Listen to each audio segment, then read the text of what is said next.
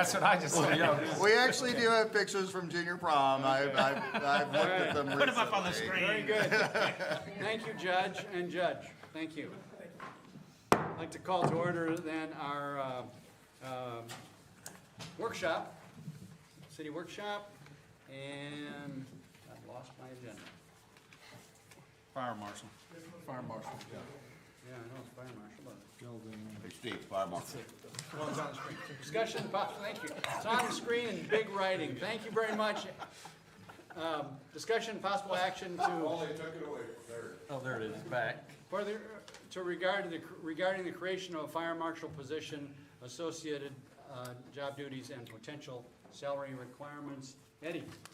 Yes, Mayor and Council, as a result of the July 18th City Council retreat, one of the items up for discussion that the council wished to have a workshop on was a fire marshal position within the Guthrie Fire Department. If you'll recall to August 1st City Council meeting, in our retreat debrief, we did outline a number of tasks for city staff to complete prior to this workshop. At this time, myself, Chief Lawson, Justin Fortney, and Planning Director Dan Kasich will tag team this item and discuss it, hopefully to the best of our abilities, and allow time for any questions. One of the first items we wanted to start with on this was the monthly meeting with the downtown merchants. So Chief Lawson, myself, Justin, and Dan, we did meet with the downtown merchants. Chief Lawson, do you want to give a recap of that meeting for the council, please? So, Mayor and Council, when we met on August 4th with the downtown merchants, there were a couple of concerns when we brought up the fire marshal. Some of them were by adding this position, they target certain owners downtown. This meeting, the fire marshal will be used to go after building owners, like sitting on vacant buildings, not necessarily able to determine life safety issues that are typical of a fire marshal. Some of those fines related to non-compliance would not be affordable, nor would the cost of adding items necessary for code compliance. Barriers to develop could potentially increase due to the current code requirements for life to safety. The buildings in our downtown are historic and are already not easy to insure or remodel. And then kind of the last one was they threw out we should hire more firemen instead of adding a fire marshal position. Overall, I thought the meeting was very productive. For the most part, they understood the need for a fire marshal. We told them that this was a union position and it would have to be negotiated with the union in fiscal year 2024.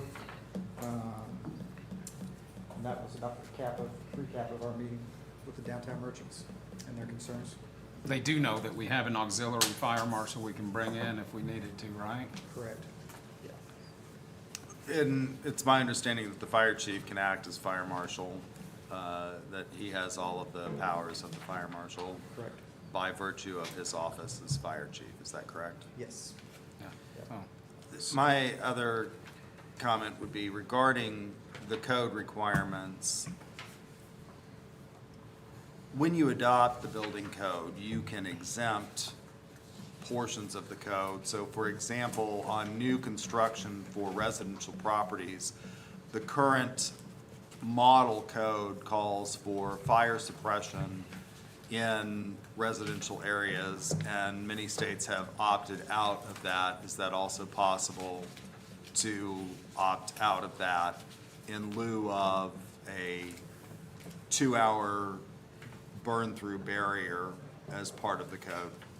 Are you talking about new neighborhoods? I'm asking in terms of existing structure. Buildings down. Yes. Okay. Because we already opt out of the residential. The state of Oklahoma, that's one of the portions that they opt out with their adoption. We have adopted what the state has, so from a residential standpoint, we don't require sprinklers. If you have multi-units, which is more than 2, if you have 3 or more, it falls into the commercial, which requires sprinkling in that, depending on how, and the same with any other development. Whether you have the fire rate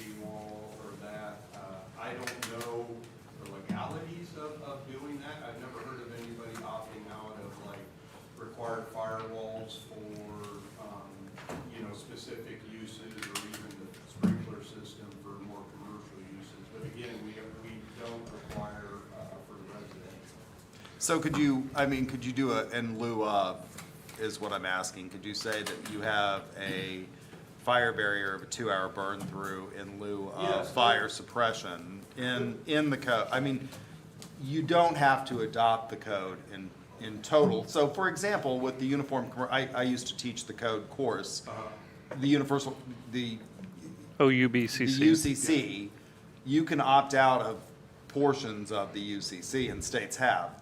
Most states have not adopted the UCC with regard to the threshold for what constitutes a sale of goods, for example. Could you do a similar adoption with the fire code? Yeah. And opt out of that portion and have an alternative, which would be a fire barrier in lieu of fire suppression? Yeah, Because I mean, right, I mean, and just to answer the question, yes, there's portions that we can opt out locally in that. The problem is if I remember correctly, by state law, we have to have the minimum, or at least the minimum of what the state has adopted. So if we start to take some of those areas out, we won't be in compliance with the state and what they have adopted. That would probably be the only hiccup. Because it's like everything, we can be or more restrictive, we just can't. can't be less restrictive. Yeah. All right. And I believe that's something we could explore, Yeah, yes. So it's either you adopt what the OUBCC, Oklahoma Uniform Building Code, or you can red pen it yourself. But I think we can explore that further and get a final decision. But one thing I wanted to add real quick so everybody's clear, not every building in the downtown has to be sprinklered or even be sprinklered at this point. It goes back to what, we were talking about in terms of use, the area that you're encompassing with that particular use, et cetera, et cetera. In a lot of cases, it could be simply just a 2-hour firewall. Usually the automatic kick-in is residential above and commercial below. But just because there's a commercial building downtown right now that's not sprinklered doesn't mean it will require to be sprinklered, even if we go forth with some type of inspection process. So I just want to make that clear. That's good. So if I was hearing correctly, that the fire chief has the authority, if you will, Correct. in lieu of having a fire marshal. If we get a So- legitimate complaint, I'm allowed to enter that building. Okay. So as a follow-up, Mayor, just to jump in real quick, the chief and I met last week and visited with the fire marshal from Midwest City, and then Chief Lawson followed up with the state fire marshal's office. And in exploring these conversations, the state fire marshal says the office of the fire chief in a municipality has the right to enter any structure as long as there is a valid complaint. Now, I think the statute is a little ambiguous, personally. I think the city attorney would probably agree with me on that. In his capacity today as the fire chief, Chief Lawson has the authority to say, we need to go into the structure. Statute says within a reasonable time frame. So I assume that means not at 2 o'clock in the morning. But again, there's a whole lot of interpretation there. So we did learn that. So he does not have the right to go in for just general inspection where a regular fire marshal would? He does have that He does have authority. that right. Yep, yep. Okay, Does it so, require a complaint?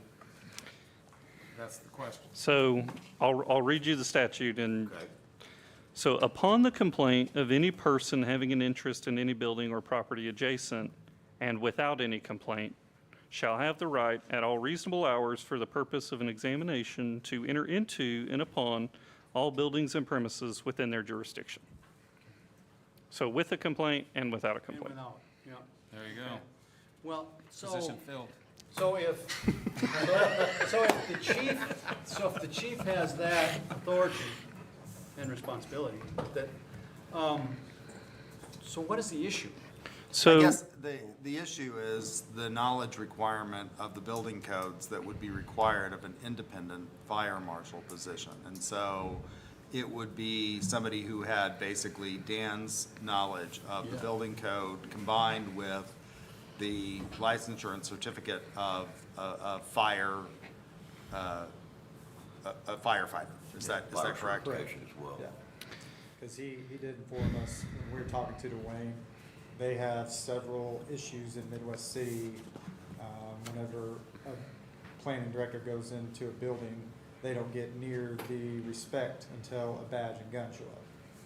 So, Now, I counter that with, if you're a fire marshal, you're always going to recommend that everybody have a fire marshal. If I'm a city manager, I'm going to recommend every city has a city manager. Right.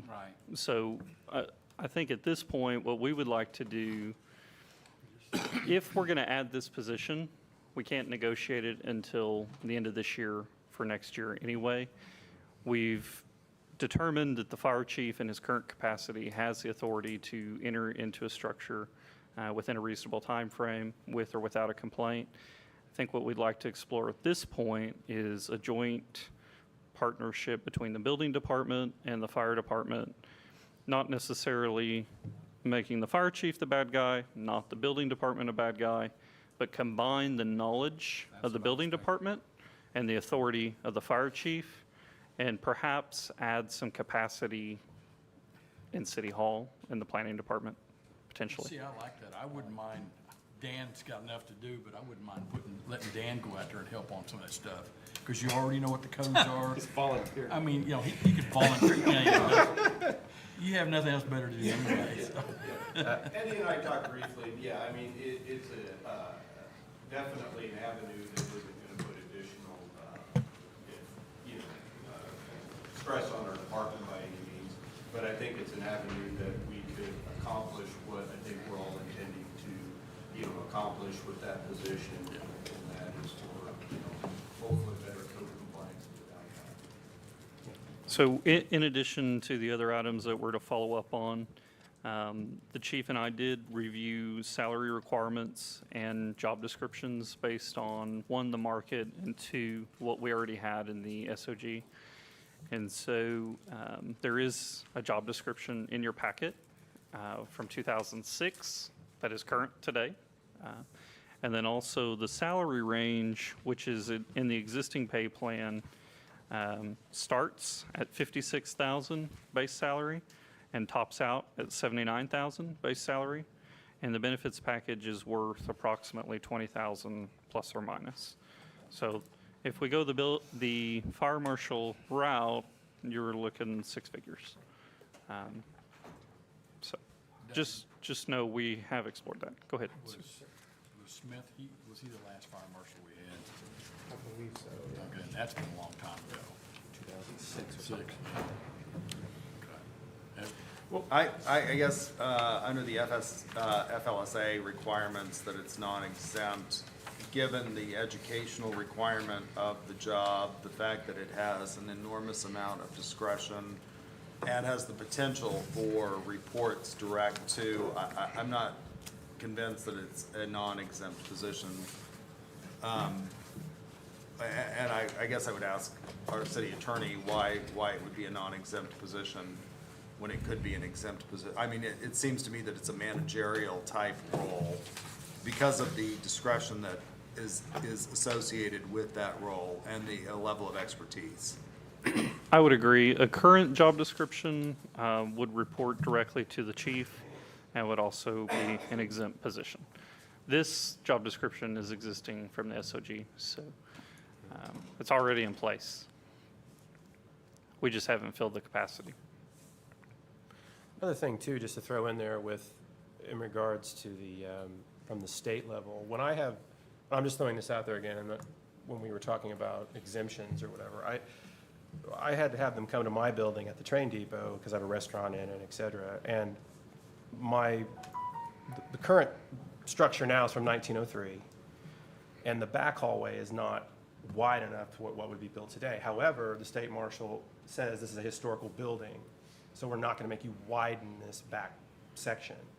So my point is, I think one of the fears too brought up with some of the other merchants was that, oh, they're going to make us widen the door frames and all this kind of stuff. And like, no, that's not, they take the historical significance into consideration. Well, and that was never mentioned. I mean, the three other colleagues here can vouch for me when I say that. This was after you guys left. Oh. Okay, well, if the city officials leave the room and then Right. yeah. Well, but it's fine. It doesn't matter if it was there just to me on the street. My point is that there is historical significance taken into consideration for these things where they say, well, we're not gonna do this because it will require you to alter the, you know, the structure of your building too much or whatever. I'm just saying that is real because they've come to my place and they have made those exemptions. Sure. So I think at this point, we would ask, allow us the discretion and the time, in my capacity as the city manager, to visit with the department heads. Let's develop a plan of attack. I think there's more than one way here to get where we want to go. And that could include some downtown incentives in the future. We've thrown that out there to a couple of you already.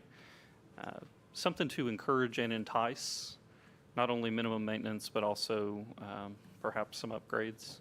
So we do it well. Let's continue to do it well. Let's focus on what we do well. So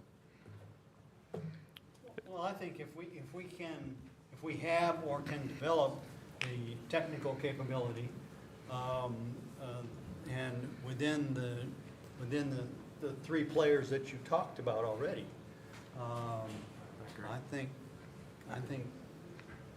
think we could better use maybe that salary at this point in time for something else. I think we just call you Marshall. Fire chief marshal. Chief Marshall. We'll even get you the shirt that says chief marshal. Hey, he, if it he blows needs up, something you can else to blame do, Dan. so we can Yeah. add to that. All the crowns. Yeah, we can add Marshall to the truck. Yeah. Is there anything that you got in the packet tonight that perhaps you would like to see differently, or something we need to follow up on? Obviously, if we go to hire a fire marshal, we're not going to use this job description, but it is what's there, so that's what I've provided to you. I can't fill this position today, even if I wanted to, so we did not go through that effort. I think we need to. Okay. I think we've got the position filled. Well, it's like Grant said, there's a lot of code expertise that goes into it. Well, and a lot of it's going to be the implementation. And so having the right person to do this is going to be, it's either going to make or break the program and, quite frankly, our reputation. So.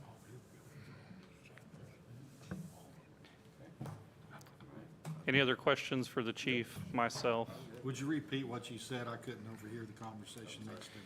So the implementation, the spirit, the intent of what we're trying to do here for code enforcement purposes and life safety is going to be crucial to the success of the program, right? So going forward, I think we've got to understand that we're learning and use it with kid gloves, but also we've got over a century of neglect. And so it's going to take some time. We're not going to fix it in 6 months. Thank you. Okay. Any other questions from the council? Or, you know, I always hear empty buildings are the issue. How many do we really have? Do we know? Not offhand, obviously we have less than we've had recently, because even on the east block over there, that's pretty much filled up. We have a couple businesses that are, as you know, went out of business and that, but honestly, I could get a figure, because I had roughly an amount, but it's far less than. Are they, it seems like that would be an issue. Yeah. I mean, is that how you look at it? Is that it's an issue when they're empty? As far as It's fire more of an suppression, the issue. whole, that's what I'm saying. Yeah, even occupied, it can still be an issue, Right. obviously, if maintenance isn't done, but it gets worse when they're vacant. Yeah. Well, and not only maintenance, but the use, the occupancy use. Anytime you have a mixed-use structure where you have folks who are living above a convenience store or a restaurant, from a code perspective, it's entirely dangerous. And that's why they, you know, Jim, you know what I'm talking about. So, not to mention the electrical in these buildings. Something we heard from the merchants, the hardship of insuring the buildings alone is difficult. So that's not something we took into account prior to. does a full-time fire marshal negate that and lower that cost? That's another question I have, you know. Oh, you mean like our ladder truck did? Breaking down our insurance. Or a fire hydrant out in front of my house, Yeah. you know, or, Any improvement to your structure, for example, the copy shop? Shelton did tell us that when he had to put a new roof on before he could insure the building. And when he did that, his premium decreased significantly, so. I mean, we have a lot of. But I think you have to look at the return on that investment over how many years would that, you know, take to pay for itself. The other concern that I have is, given the fact that we have a number of firefighting positions that are unfilled and the increased cost, it's a balancing act in my mind. Sure. When we talk about safety, having an adequately staffed fire department is part of that balancing act.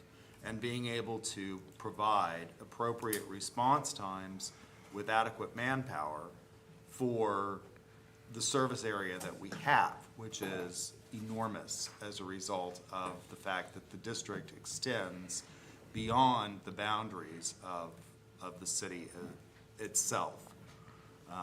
And so, you know, if we allocate those resources, money is fungible, and you cannot then adequately allocate those resources to filling those positions. You know, I mean, this is. I agree, I agree to one aspect of that. However, I also think that it's a lot easier to prevent a fire than to put one out. And we saw what happened with the fiddle shop. It took like 9 departments to come around for 24 hours to get it to stop. Well, it could have been a lot worse if the wind had been a different direction too. That's right. So. And it would have been much better had it not happened in the first place, and we had firewall protection, and they weren't running cables through the walls and letting it spread over to the next building, et cetera. But I agree with both. I would like us to have additional firefighters on top of this. I think both are needed. Finding the sweet spot between right. somebody on the line versus an administrative position. As far as administrative positions go, we're probably not leaning in that direction. However, for prevention and life safety, absolutely. Yeah. Absolutely. I mean, what was the name of the building that burnt down prior to the fiddle shop? It happened right before I did. It was downtown. I believe it was another restaurant. oh, that Chinese It was the restaurant? Chinese restaurant. That's right. I looked into that one. That one started because of an electrical fire because of faulty wiring. The Lentz building, or not the Lentz department store, but the Lentz Realty property also was a victim of fire, and I believe that was rebuilt. But I mean, I appreciate the prevention. If you go down that road, though, I mean, ultimately, the absolute most safe thing would be to tear down all of the buildings and build new buildings, right? That are to code. Well, And I don't think any of us would. Well, I think there's reasonable expectations of safety regardless of how old the building is. No, if it's built this year or 100 years ago, you don't need hot wires hanging down from the ceilings, just flaring about. You don't need to be drilling holes into the walls yourself and running extension cords in to supply people who live in the apartment, which is an actual thing that's going on right now in one of the buildings. So it doesn't matter how old it is or how new it is, that cannot be allowed. That is a disaster getting ready to happen. We've seen it already multiple times. That's what we're talking about. However, I don't think we're talking about an either or. I don't think we're talking about a different way of accomplishing, facilitating safety through a different mechanism than hiring a fire marshal. Correct, yeah. So it's not that we're saying safety is out the door and we're just dealing with putting out the fire. We're saying just there's a different way there's multiple ways of handling what the fire marshal will do. Right, agreed. Yeah. If it's, if it's like we say, it's a case-by-case basis, and not just on hearsay, but there's a certain criteria of how that is to be taken seriously, I'm all for that without hiring the fire marshal position, but only if the chief feels that he's able to do it. He's very busy already. I was going to say, in his current capacity, I don't have any employees who have free time, myself included. So, and I'm not saying that you were insinuating that. But the chief today, I'm not going to assign that to him. He does not have capacity to do that. If we had additional capacity, and by that I mean an additional person, and in some department that can alleviate from one person or another and then work jointly, that scenario works. But saying, Chief Lawson, you're now fire marshal and you have to do this, I'm not going to do that to him. That's not the way to do this. So he technically could go into the building as fire marshal, and I'm just using this for an example, and introduce Dan in this particular scenario and say, here's what Dan's gonna be doing, and he's gonna report it back to me, and then you can leave Yes. and go back to Well, your. I'm gonna stay, but Well, yes. you don't yes, have to stay, you are- yes, that's what you're I'm on- saying. yes, you're on track. And he can go through it, alleviate Yeah. that way. He's not spending his time in there. No, from a legal perspective, he would be the one, if he was to issue a citation, that would have to witness the violation, because Dan is not authorized to do that. He would have to be the one that would have to stay and go through it, discuss what the level of probable cause is, and issue So that doesn't work. a citation. It would be a When- joint effort between. Dan. Yes, when Jim Smith was fire marshal, I believe he was also assistant chief in the department. And so, do we have an assistant chief position currently? We We have didn't- battalion chiefs. We have 3 battalion chiefs and then the chief. And so, All right. not only in the fire department, but throughout the city, we're moving towards a model that, again, not only for succession planning, but for stability purposes, we're moving towards a model that has an assistant in every capacity. Well, what I was envisioning though is not where he is the fire marshal, where he goes out every day at a certain time, with all these appointments going down the row. I'm saying again, like on a case-by-case basis, like Jim Case is hired to do electrical work in a building and he sees all this stuff, he reports it, then he goes out. It's not that he just goes down the row onto each building and just goes in. But according to state statute, you're the only one that can act as fire marshal without an official fire marshal anyway, right? We can't have a battalion chief assume that role or a assistant chief. Not when you're this. Well, the state fire marshal believes that the fire chief has the authority to delegate his power to another position. Okay, well, However, I don't see that in statute, and the city attorney doesn't either. So I think you can. I believe it happens all over the state. But it's not really clear.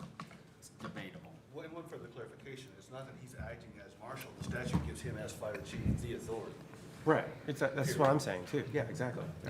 No, I'm talking about the authority to delegate it. Oh, okay. To delegate it to a battalion It chief doesn't or give an you the assistant. time, it gives you the authority. Right, exactly. Exactly. So, I think we're done. Okay, any other questions from council? Correctional facilities, you're probably doing regular inspections of those anyway, right? The what? Correctional facilities. that's included in that statute, which is in your packet. But I suspect he's doing that now, considering the significance of the fact that it's housed by individuals and liability. Is that something you do annually? That'll be the state. Oh, okay. Good. Okay, any other questions? Chief, thank you.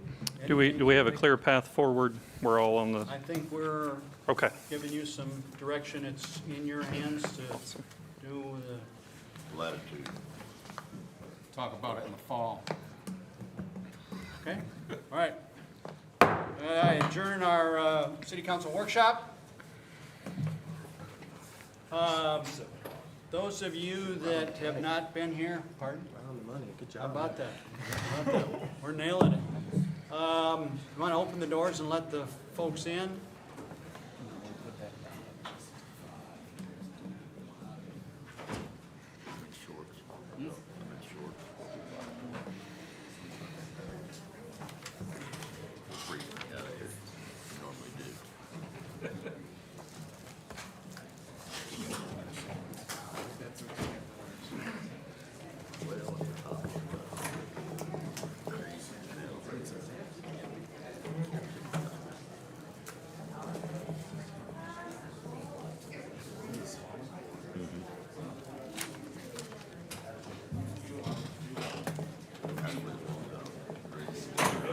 on in, folks.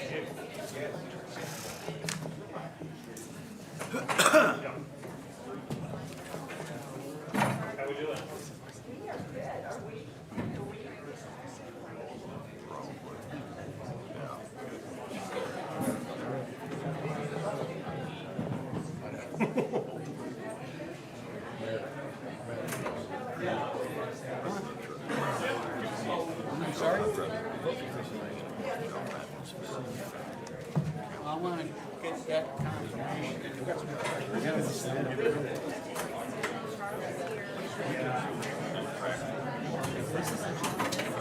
All is this is the same?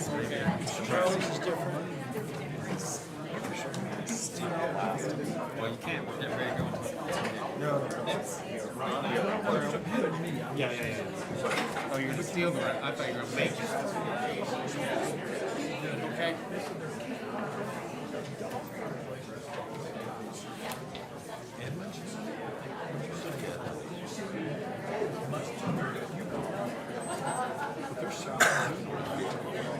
Okay, folks.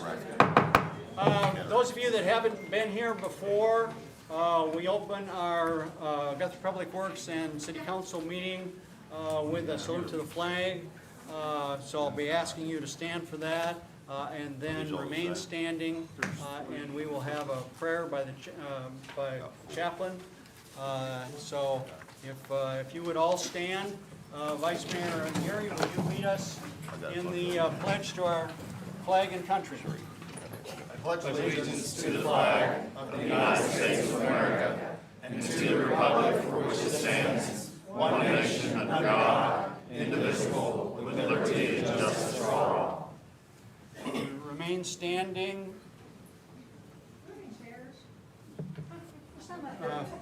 You want? Well, I think they're bringing some more. Pastor, would you please lead us in prayer? Gladly. Let us pray. Almighty God, we gather before you today with hearts filled with gratitude for the blessings you have bestowed upon our growing city in the heart of Oklahoma. We're thankful for the beauty of our community, the kindness of our neighbors, and the opportunities for growth and prosperity that you've provided. As we come together for the City Council meeting, we offer our humble prayers of gratitude, protection for our city's leaders and residents, and for a commitment to caring for our entire creation.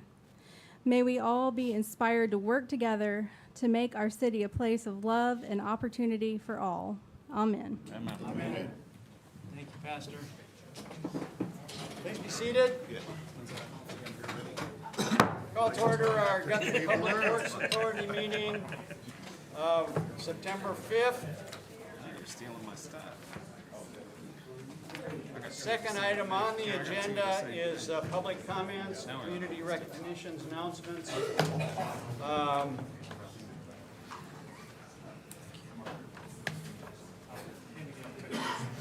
Okay. Or handing out papers too. We can do that. Commander Downs. You have a request to make a public announcement? Yes.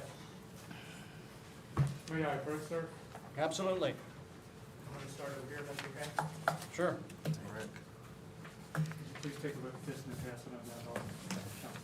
Thank you. Appreciate it. You have 5 minutes. Sir, Mayor and Council, myself and some other Legionnaires are here tonight to speak about Honor Park. It's an honor and a privilege for the American Legion to help with the maintenance of Honor Park here in Guthrie. The LeBron Post 58 American Legion helps maintain Honor Park, its utilities, and other maintenance as needed. We couldn't do this without other volunteers and sponsors, to include Mayor Gitling, who's a Legionnaire and also a retired colonel. For those of you that don't know, he spends many hours working at Honor Park, and also the Blue Star Flag monument over by the city council, or by the courthouse. But we also have terracotta for donating plants, flowers, and other items to Honor Park. We also have Aaron and Brooke Husky of Husky Turf Solutions that have donated their services as a sponsor to maintaining the lawn at Honor Park. And also a new sponsor, Luxury Lawns, is going to be taking care of the actual mowing of Honor Park for us. And to help with the cost of Honor Park, we accept donations and we sell memorial bricks like the one I'm passing along there now. A memorial brick is a great way to remember and honor a military member, whether it's family member or other veteran. The new brick that I passed around is our new provider.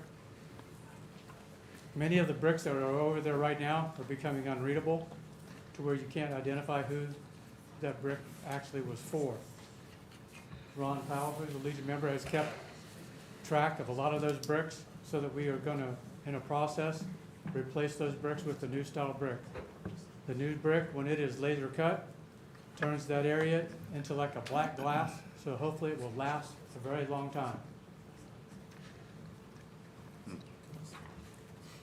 We've kind of estimated that there's 400 to 500 bricks over there right now that are becoming unreadable.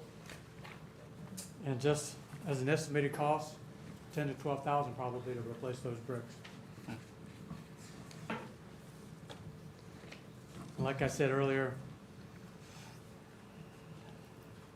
Honor Park in Guthrie is a place where family and friends have a unique opportunity to create a lasting tribute to a loved one or friend, to all heroes who served our country during wartime and peace. U.S. veterans, veterans organizations, and individuals who exemplify the American spirit. Since Honor Park's dedication, I believe it was in January of 1992, several brick pavers have been placed to honor veterans. Guests visit the park from around the state, nation, and the world to see the red bricks at Honor Park. And I just wanted to be here tonight to tell you that it's an honor and a privilege for the American Legion to be part of Honor Park and to help maintain that. And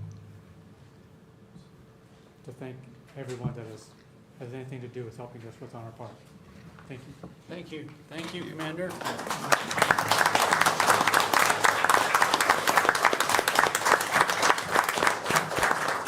If I could just add, from the plant side of the operation, in addition to Red Dirt, the local greenhouse contributing significant plants, Walmart also gives us a spring and a fall donation to purchase plants. I knew you would know more about the donation of the plants. And TLC, every year. So I don't want them to be left out. That's just on the plant side. So thank you, Commander, and the Legion for making that a special place for all veterans. Charles, did you mention how much the bricks are? Yeah, I was gonna ask that. The bricks cost is $25. The Legion, if somebody purchases a new brick, we charge $50. 25 of that goes into Honor Park Fund to help with the maintenance and any repairs we need. Okay, thank you. That goes into a separate fund at the American Legion. That's what I needed to know. Thank you. So if we decide we want to replace a brick, like my dad's might be fading away, so can we, do we pay an additional $50 for that, or just pay 25? $25. I have some brick forms here. Okay. Not a great copy, but yeah, Sure. So is that just on a new brick, it's 50? 50 on the new bricks, yeah. on a replacement brick, we've already had someone donate. I think we've replaced 10 to 20 of the old bricks for new bricks. Okay, very good. Anybody else want an application? There you go. Get them quick, get them quick. We have more, so. Didn't know you were doing a sales meeting here, did you? Well, passing them out. My name is Anybody Ron else in the Powell. audience want an application? Do we have? I have. We will get them for you. There's one right, We will get them for you. My name is Ron Powell. We're also starting, if somebody wanted to know if that name was in there, we can probably tell them because we have a paper trail, but we don't have any idea where it's at. So as we're replacing them, we're trying to start a file that will become online, especially in the future where we can look up a name and tell them what row, what brick it is, so we can go right to it. It's gonna be probably a several-year project, but that's our ultimate goal, is to do that. But we're gonna doing that. I've already identified all of the ones that's up around the monuments, plus the first 3 rows of reprints. So Okay. that's gonna be part of this whole project. Thank you, Ron. All right, very good. Is Meg Cannon here? Meg? Let me meet you down here at the podium.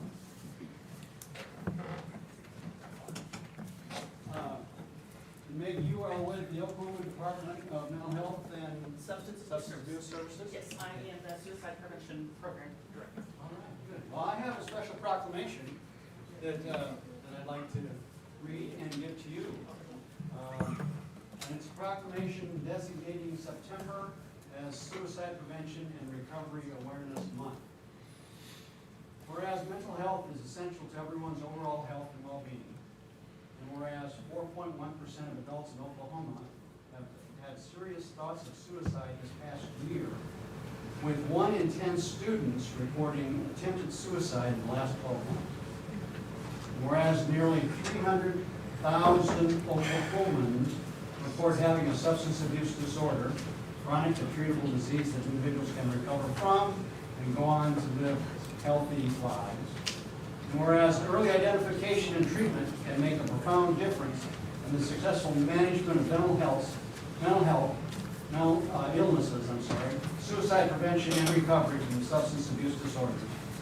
And whereas the Oklahoma Department of Mental Health and Substance Abuse Services believes that all Oklahomans deserve to have mental health and addiction services within reach, without fear of judgment or shame, through the evidence-based crisis response continuum, which meets people where they are and when they need it most. And whereas recovery-oriented care and recovery support systems help people with mental health and substance use disorder manage their conditions successfully with the Oklahoma Department of Mental Health Services and Substance Abuse, having provided since January of 2023 more than 80,000 Narcan kits to Oklahomans to prevent fatal overdoses resulting from opioid use, including fentanyl. And whereas 988 Mental Health Lifeline supports Oklahomans experiencing a mental health crisis, struggling with substance abuse, or having thoughts of suicide, through trained mental health professionals via text or call, mobile crisis teams, urgent care and crisis centers, and follow-up appointments. Now therefore, I, Stephen J. Gentling, Mayor of Guthrie, Oklahoma, do hereby proclaim the month of September 2023 as Suicide Prevention and Recovery Awareness Month to increase public's understanding of the importance of mental health and to promote identification and treatment of mental illnesses that leads to suicide prevention. Thank you so much.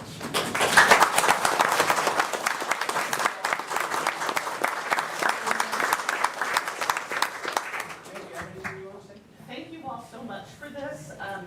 Every 11 hours, one of our fellow Oklahomans dies by suicide. And I don't know if you caught that 80,000 Narcan kit number. That's since January of this year. So that's in 9 months. We're sending out a little less than 10,000 Narcan kits a month right now.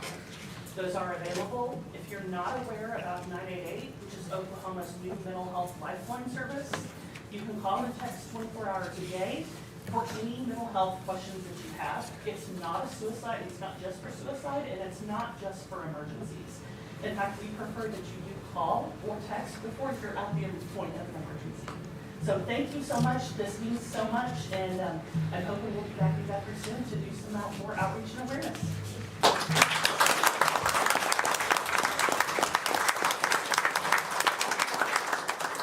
Thank you very much, Meg.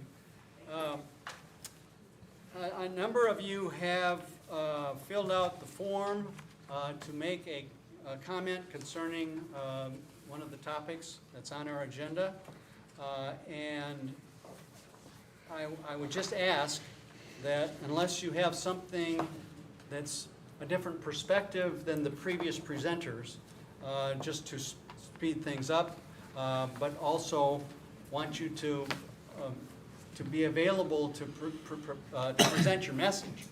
So I don't want to contract that, but just want to know if you're going to say the same as the person just in front of you, maybe we can just move it along a little bit faster. And Lisa, where are you? I suspect you probably have a better sense of that than anybody That's else. item 4 on the agenda, on the council agenda, Right, I believe. right. It is when we get to that point, not now, but when we get to that point. Okay, just wanted to make that aware. Okay, item number 3 is consent agenda A through C. A is the approval of Public Works Authority minutes of August 15th. B is the approval of engagement letter with Crawford and Associates for accounting and consulting in fiscal year 2024. And C is the approval of resolution 2023-36, renewal of a lease purchase agreement with Farmers Merchants Bank for a period of 1 year, starting October 1st and ending September 30th, 2024. I'll entertain a motion on the approval of the consent agenda. Second. I have a motion and a second. Is there any discussion? Any of those items? Submit your votes. All votes are in. See the votes. Unanimous approval then of consent agenda items A, B, and C. Item number 4, public hearing. I'll open a public hearing on our 2024 budget for the Guthrie Public Works Authority. Eddie, you take it. Yes, Mayor and Council, staff has prepared a modified budget balance for the general fund, GPWA, and miscellaneous funds for fiscal year '24. The proposed budget has been presented and discussed with the chairman and the trustees at the previous meeting. Public notice was printed in the Guthrie News Leader on August 30th, 2023, notifying the public that a public hearing would be held on September 5th, 2023 for public comments. We have completed the budget process in accordance with Title 11. The resolution that will follow this agenda item provides the city manager with the flexibility to control the budget and amend one count to another within the same fund. It is still subject to city council approval, GPWA trustees' approval as well. The proposed resolution also provides the city manager with the authority to submit grant applications for grants without prior approval of the trustees, which again is past practice. And at this time, we would entertain any questions or public comment. Are there any questions from the public? This is a public hearing. Hearing none, I'll close the public hearing. Move on to item number 5, which is discussion and possible action on resolution 2023-34, which is the adoption of the fiscal year 2024 budget for the Guthrie Public Works Authority. Motion to approve. Second. Have a motion and a second. Any other discussion on the budget?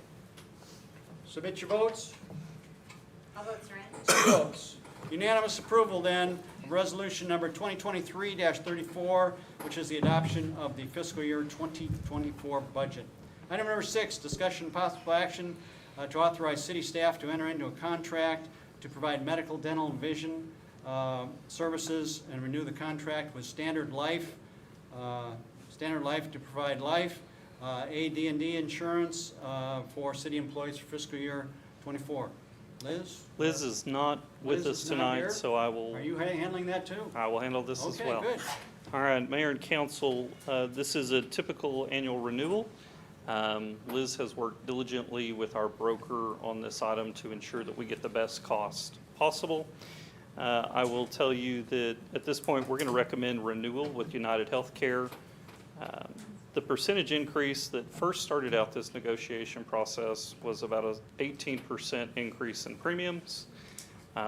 Luckily, Liz and our broker worked diligently, and we were down to a 6% increase with no change in coverage or providers. So at this time, that is well within what we've budgeted for the upcoming fiscal year. So at this time, I would recommend approval. So moved. Second. A motion and a second. Any Good other job, discussion? Liz. I'm sorry? I'll say, good job, Liz, wherever you are. That's a cheap production. Okay, we have a motion and a second. Submit your votes, please. All votes are in. Unanimous approval then to authorize staff to enter into contract to provide medical, dental, and vision insurance coverages as presented by our city manager.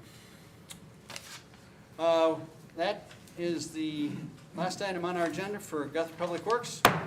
I'll adjourn that, and I'll open our city council meeting of Tuesday, September 5th. Second item on the agenda is consent agenda items A through L. A is the approval of the special city council workshop minutes of August 15th. B is the approval of the city council minutes of August 15th. C is the approval of renewal of Honor Park lease agreement between the city of Guthrie and the American Legion. D is the approval of the civil defense siren maintenance agreement between the city of Guthrie and Goddard Enterprises. E is the agreement between the city of Guthrie and Logan Community Services for temporary shelter care of juveniles. F is the approval of EMS agreement between the city of Guthrie and Logan County Emergency Medical Systems District 1 Board of Trustees. G is the approval of EMS agreement between the city of Guthrie and the North and East Logan County EMS District Board of Trustees. Sorry. H is the approval of professional service agreement with Dr. Robert William Warden, serve as medical director for the Guthrie Fire Department Emergency Medical Services. I is the approval of engagement letter with Crawford and Associates for accounting and consulting for fiscal year 24. J is the approval of pay application number 10 with Young Contracting for the amount of $38,117 for the CDBG waterline replacement project on Division Street. K is approval of pay application number 11 with Young Contracting for the amount of $60,980 for the same project on Division. And L is the approval of cooperative service field agreement between the city of Guthrie and the Guthrie Edmond Regional Airport and the U.S. Department of Wildlife Services for removal of deer, coyote, and other nuisance wildlife threatening aircraft and human health on the airport property. I'll entertain a motion. So moved. We have a motion and a second. Any discussion of any of those items? Yes, I have a question on the ambulance. The $120,000 that we're paid for, that's just a portion of the coverage from Mulhall, Orlando, Covington, Douglas, Coyle, Perkins, Wellston, and Luther. That's correct. There, It's just a portion, that's, yep. That EMS district is fairly new, and so there are multiple providers. We're not the only provider in that portion of the district. so we're considered a backup. I'll defer to the chief on that. I wouldn't say we're the backup, but I'll say we probably provide the best care in that district, but we're not the only It's provider. a big district. It's It a is. huge district. It is a large That's why district. we wear out ambulances every year, right? So that's part of our five-year position. We don't necessarily run all of these, but we've got certain areas like West And then when you're in Wellston, who covers the city of Guthrie? Whoever, right? we have like Who- fire department, but this area is part of. I mean, for an ambulance run, you have to dispatch Miller or who else? I mean, if you're out in that, if both your ambulances are out, you gotta dispatch somebody else from outside to come in together. Because you're trying to cover all this. Okay, thanks. Okay. Any other So questions? what if we didn't agree to that? What happens? The whole district. So that's the kicker. There's no option but to agree to it. We'd still have to cover it, right? Even if we lost that, if we gave that up? No. No. But what's the financial impact? It's a significant amount of money and a lot of our personnel. So You also bill for those runs outside of the city limits. that's correct. And Medicare pays for a significant portion of those bills. Greatly reduced. Yes. Greatly I wouldn't reduced. say so they've got a flat rate of about $580. We bill out probably a base rate of about $1,800 don't pay, the patient doesn't pay, the remaining balance gets due. So the EMS district is funded via the ad valorem taxes, which is capped at 3 meals. And so, for example, the previous item, which funds approximately $600,000 on an annual basis, that's 90% of their 3-meal cap. And so it's not intended to fully fund the EMS service. As we can see, it doesn't. We continue to lobby to have that law changed. However, it is a supplement. So $600K annually, plus whatever you can collect. Plus our revenue. Yep. Plus your- Total EMS funding for fiscal year '23 was approximately $1.6 million. What's the percentage of uncollected on? That was huge. It's far less with our new provider. Chief, do you have that?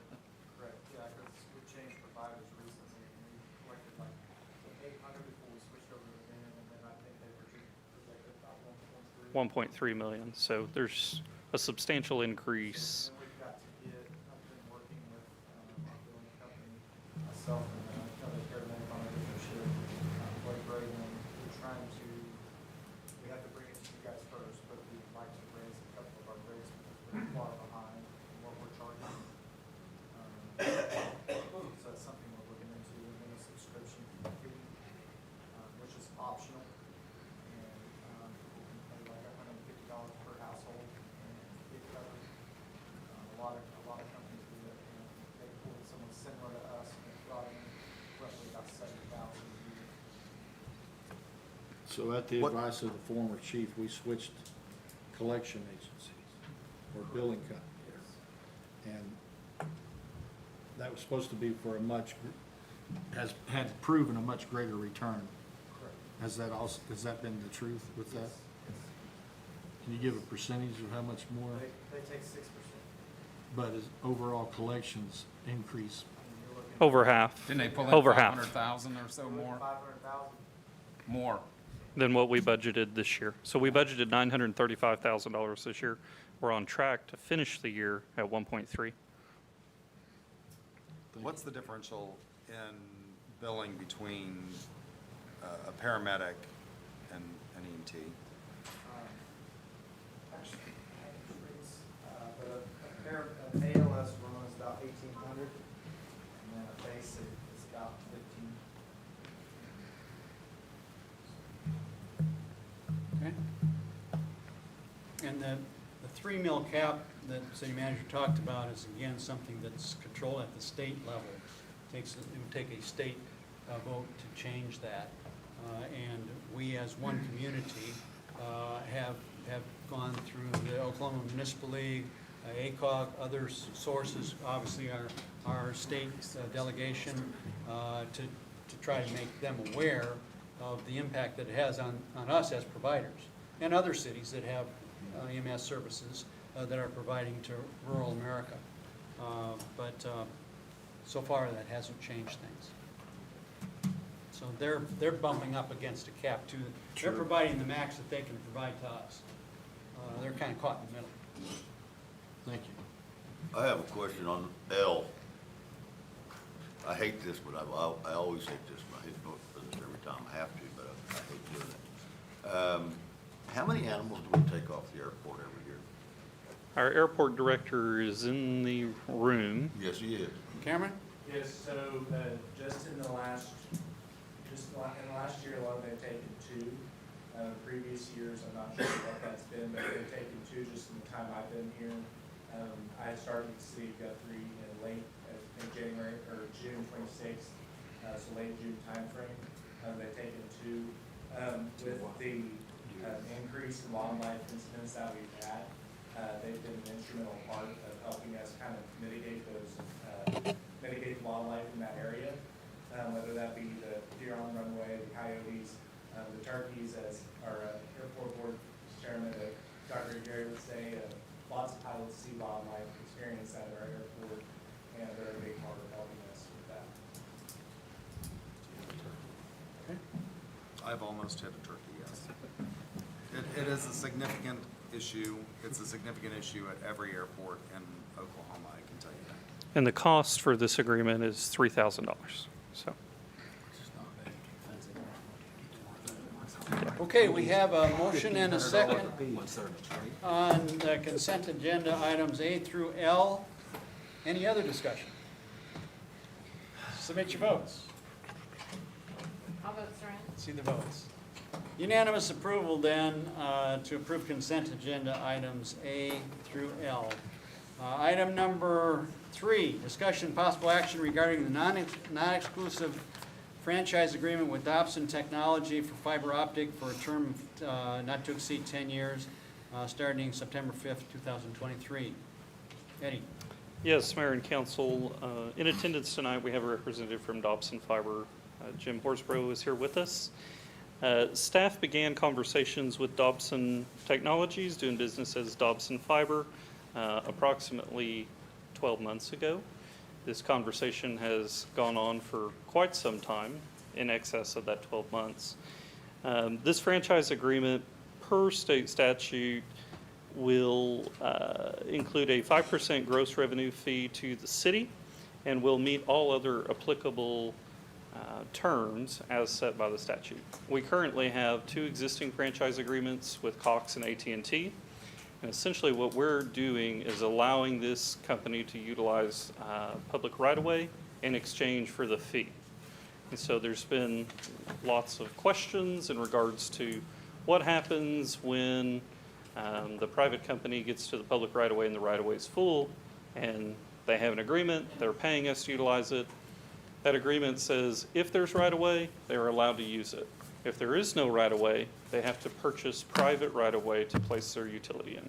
That is the same agreement that we have with Cox and AT&T today, and that's what I'm recommending approval for tonight. The term of this agreement is 10 years.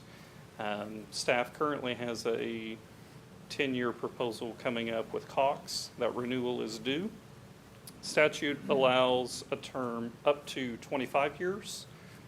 However, with the ever-changing technology field, staff is only comfortable with a 10-year term. So if there are any questions, be happy to answer those at this time. City Attorney has reviewed and approved the agreement.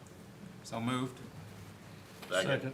A motion and a second. Any questions? City What's the Manager, staff? percentage of right-of-way that's currently utilized that, That's a great question. That's a great question, Vice Mayor. Unfortunately, that's a question that was unanswered long before I came to the city of Guthrie, and we do not have an appropriate answer for you today. So, Some of it. Okay. some of it. All right. Any other questions?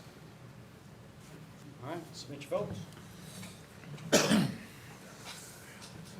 I'll vote Saran. See the votes. Unanimous approval then to move forward with the non-exclusive franchise agreement with Dobson for a term not to exceed 10 years, effective September 5th, 2023. Item number 4, discussion possible action to adopt ordinance number 3395, amending Chapter 3, Animals of Guthrie City Code Ordinance, and creating Article number 10, Management of Cat Population. Councilman Ropp brought this forward. You want to start off that Sure. discussion? I know everybody here is for Dan Kasich and his rezoning later on, so I'll try to make this quick. I'm just kidding. Let's do this. Instead of doing like a JFK, we're going to go to the moon speech, what I thought I would do is just kind of tell you the journey that I have kind of gone through with this as quick as I can, and then just let you know what I have discovered. So after I had become a newly elected councilman, I had met Lisa New, like many of us had, and she had told me about the cat problem that we have here in our community.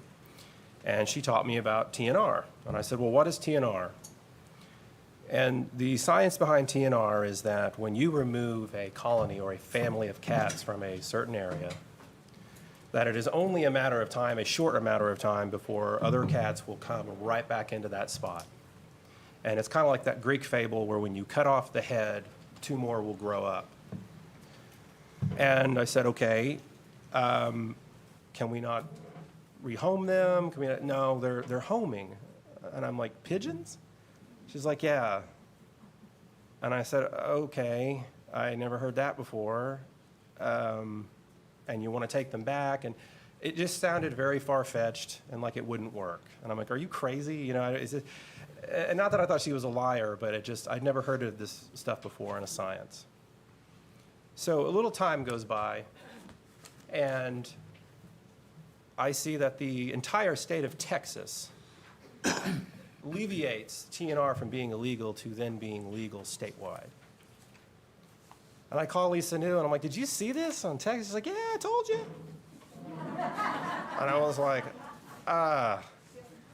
okay.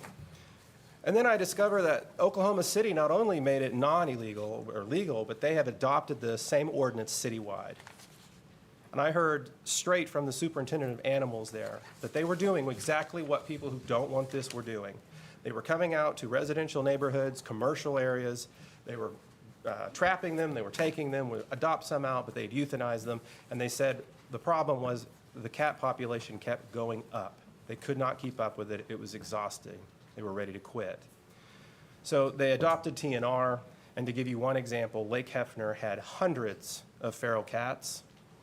Now there's 30. I then discovered that Edmond does this citywide.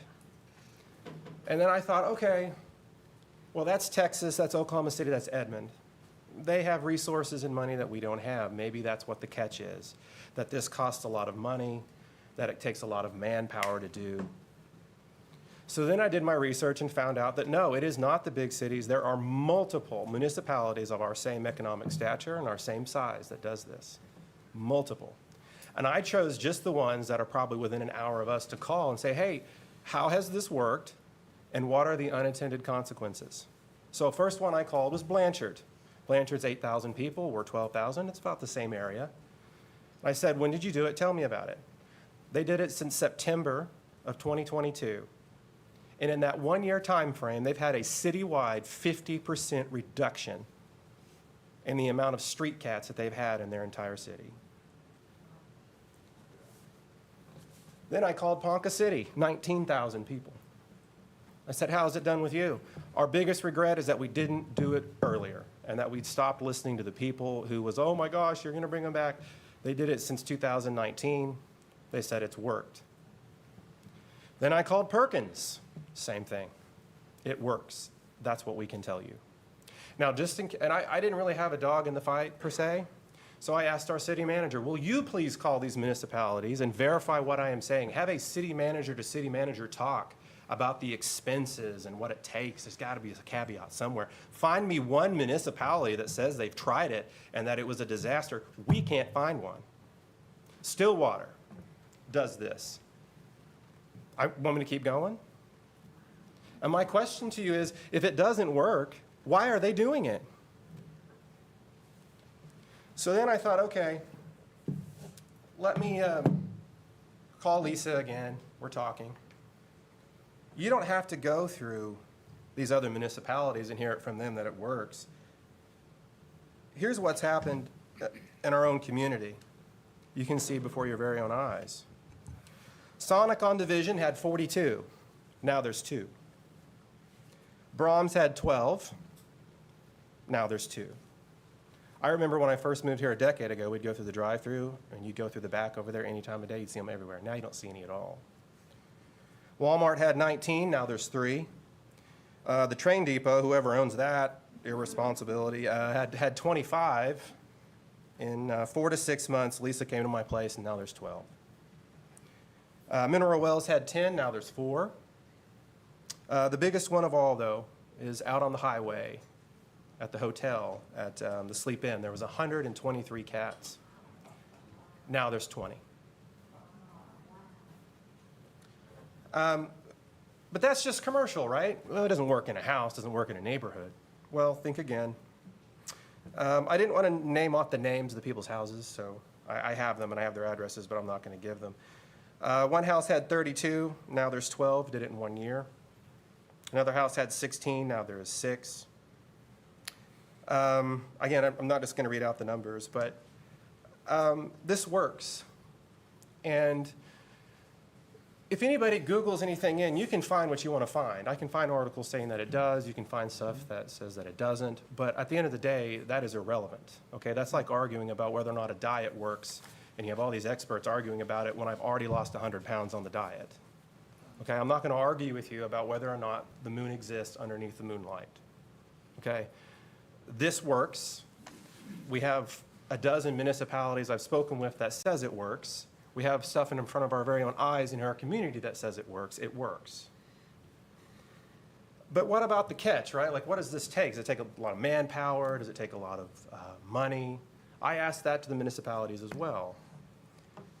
And yeah, I mean, it costs money to spay and neuter animals. And Blanchard had volunteers. They had a lot of donations. Ponca City had the Humane Society helping them, helping do a lot of the legwork. Perkins has OSU. But we have our own Humane Society and our own OSU, and we have our own thing. We have Lisa New with Helping Community Paws and Claws. And they have agreed that whatever the uptick is in money, they will cover that cost. Okay. You know, when I ran to be on city council, my biggest complaint, what was that? They will cover any increase in cost. The increase in what we are spending now, which includes the driving around, trapping them, taking them to the facility, and then returning them, the increased cost that it would take to spay and neuter them, that incurred cost, that increase in cost, their organization is willing to take up that cost.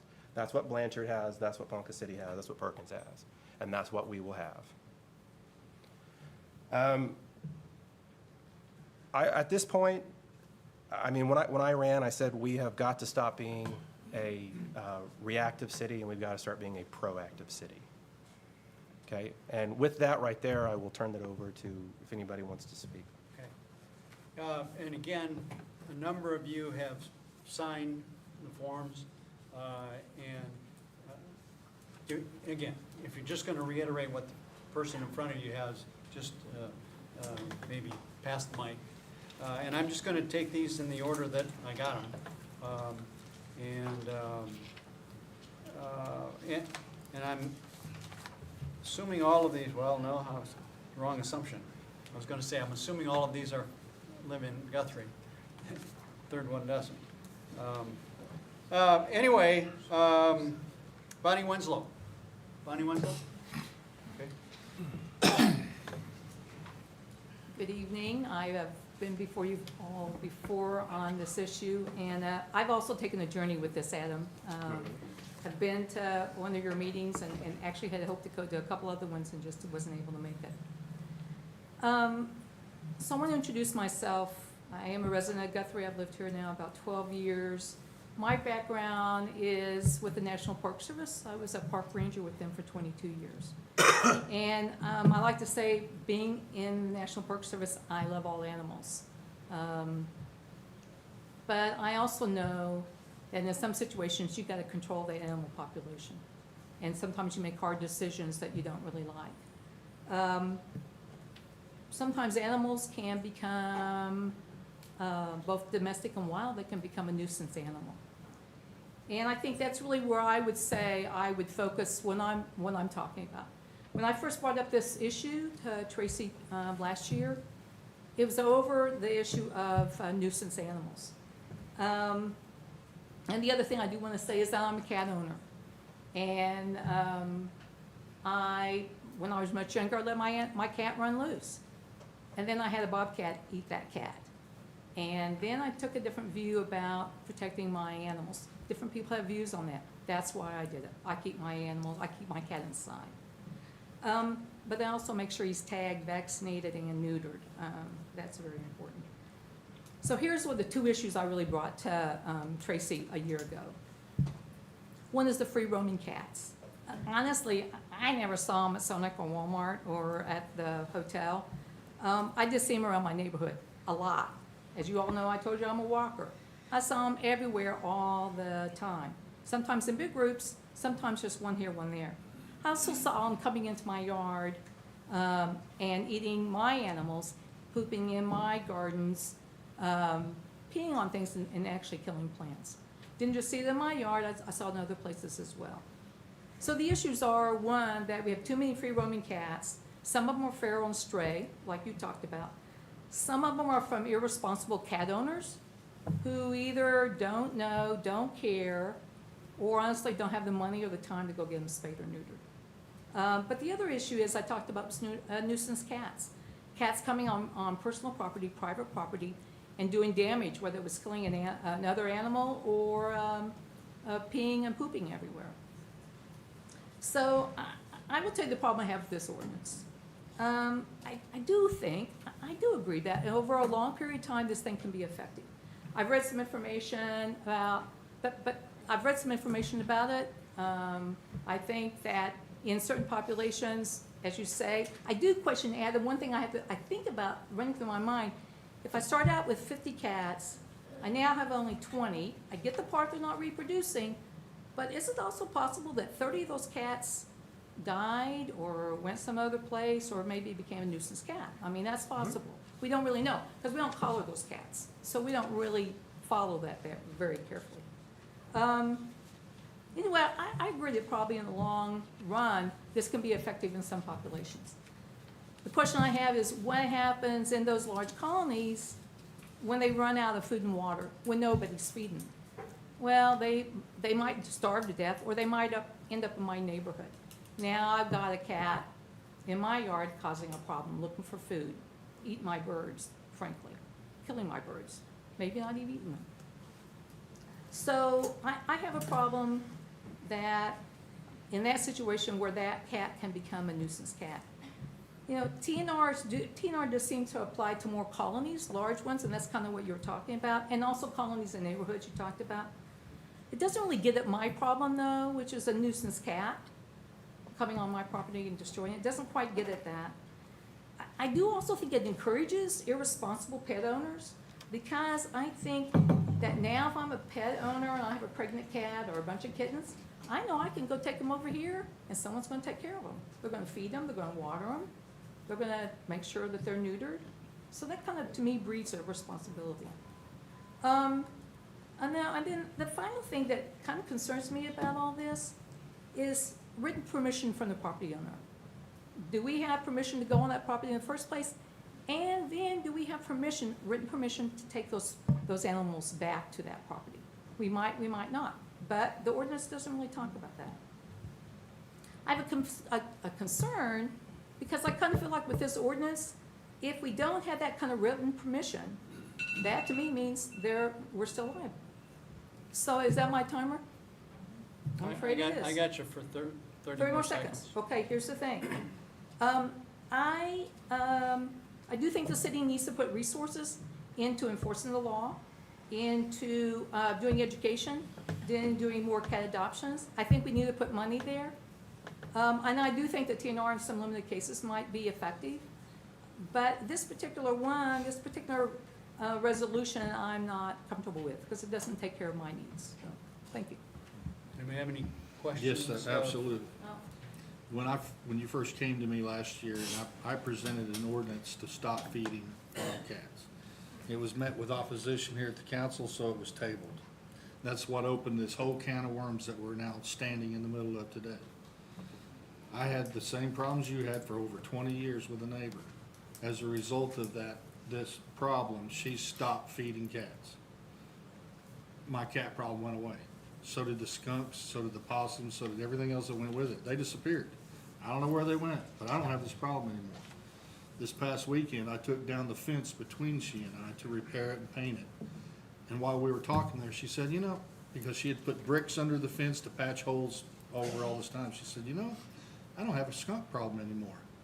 I didn't bother to point out why. I figured she was smart enough to figure it out. She's just an intelligent lady. But nonetheless, the problem's gone because there's no feeding stations there. Now, you and your neighbor both to the east of you, which Mrs. Summers, her and her husband, I suspect, I'm pretty sure Charlie was still alive then, when they built a 5-foot brick retaining wall around their backyard. 5 foot, where do you see that in Guthrie? That kind of expense to create a sanctuary for themselves, and in that put a bird bath and a fountain, which has only become a watering hole for the cats that are running all over the place. Now, since then, you have a neighbor on the side that cat's providing a cat farm continuously, which this is a human problem, don't get me wrong. I'm not totally against TNR. And the laws need to be strengthened to address the issue of cats being not spayed or neutered and the irresponsible cat owner, period. But you gotta have both. You can't just have one and not the other. And this proposed ordinance wipes out all responsibility and all laws and all power of the people to do what you're doing, to say, hey, I got a problem and I want it taken care of. That's what we pay animal control for. That's what the taxpayers expect. But it's only, I guess it only applies to dogs or anything but a cat. But when you called me, and like I said, I put up with it 20 years, never said a thing about it. I trapped a few cats a few times, probably on one hand in 20 years that I've set out a trap and had animal control come and take care of it. It just irritates me that this group thinks that you have no word, that you don't have any say-so. And so you and Mrs. Summers have to continue to put up with this for 5 years, you say, 3 to 5 years, and this will all be wiped out. So in the meantime, there'll be no other cats, which is not true. As long as there's a food source and a water source, there'll be cats coming in, unspayed, unneutered. As you have seen, how long do you live there? Mrs. Summers has been there a long time, so she can attest, although she won't come here, to the fact that their privacy has been perpetrated on. Their property has been perpetrated on. And when you called me that week, how many cats were trapped that same week at your house? Well, Or over a right- period. right there. Over a period. Well, there was Well, one week over that was that week was posted on probably animal 4, control. maybe 5. There was 1 week that you sent me the link to animal control that had caught 10 or 12 cats Yeah, in that something area, like and one was called feral one. So, the point is, regardless of all this, I got information out the wazoo on the diseases they carry and this and that. We can all argue that point. I'm sure you've all read it, at least those who are open-minded have. PETA, right here, protection of ethical treatment of animals. They're not against TNR, but they have very, very strict ways to make it humane. And I don't think these are being done that way. These are so strict, it would take an army of people on an everyday basis to handle a cat colony properly. But at the numbers you said, we'll be without cats in a month anyway. So at the reductions I just heard, our problem will be gone in a month, so why are we even here? Let's try it.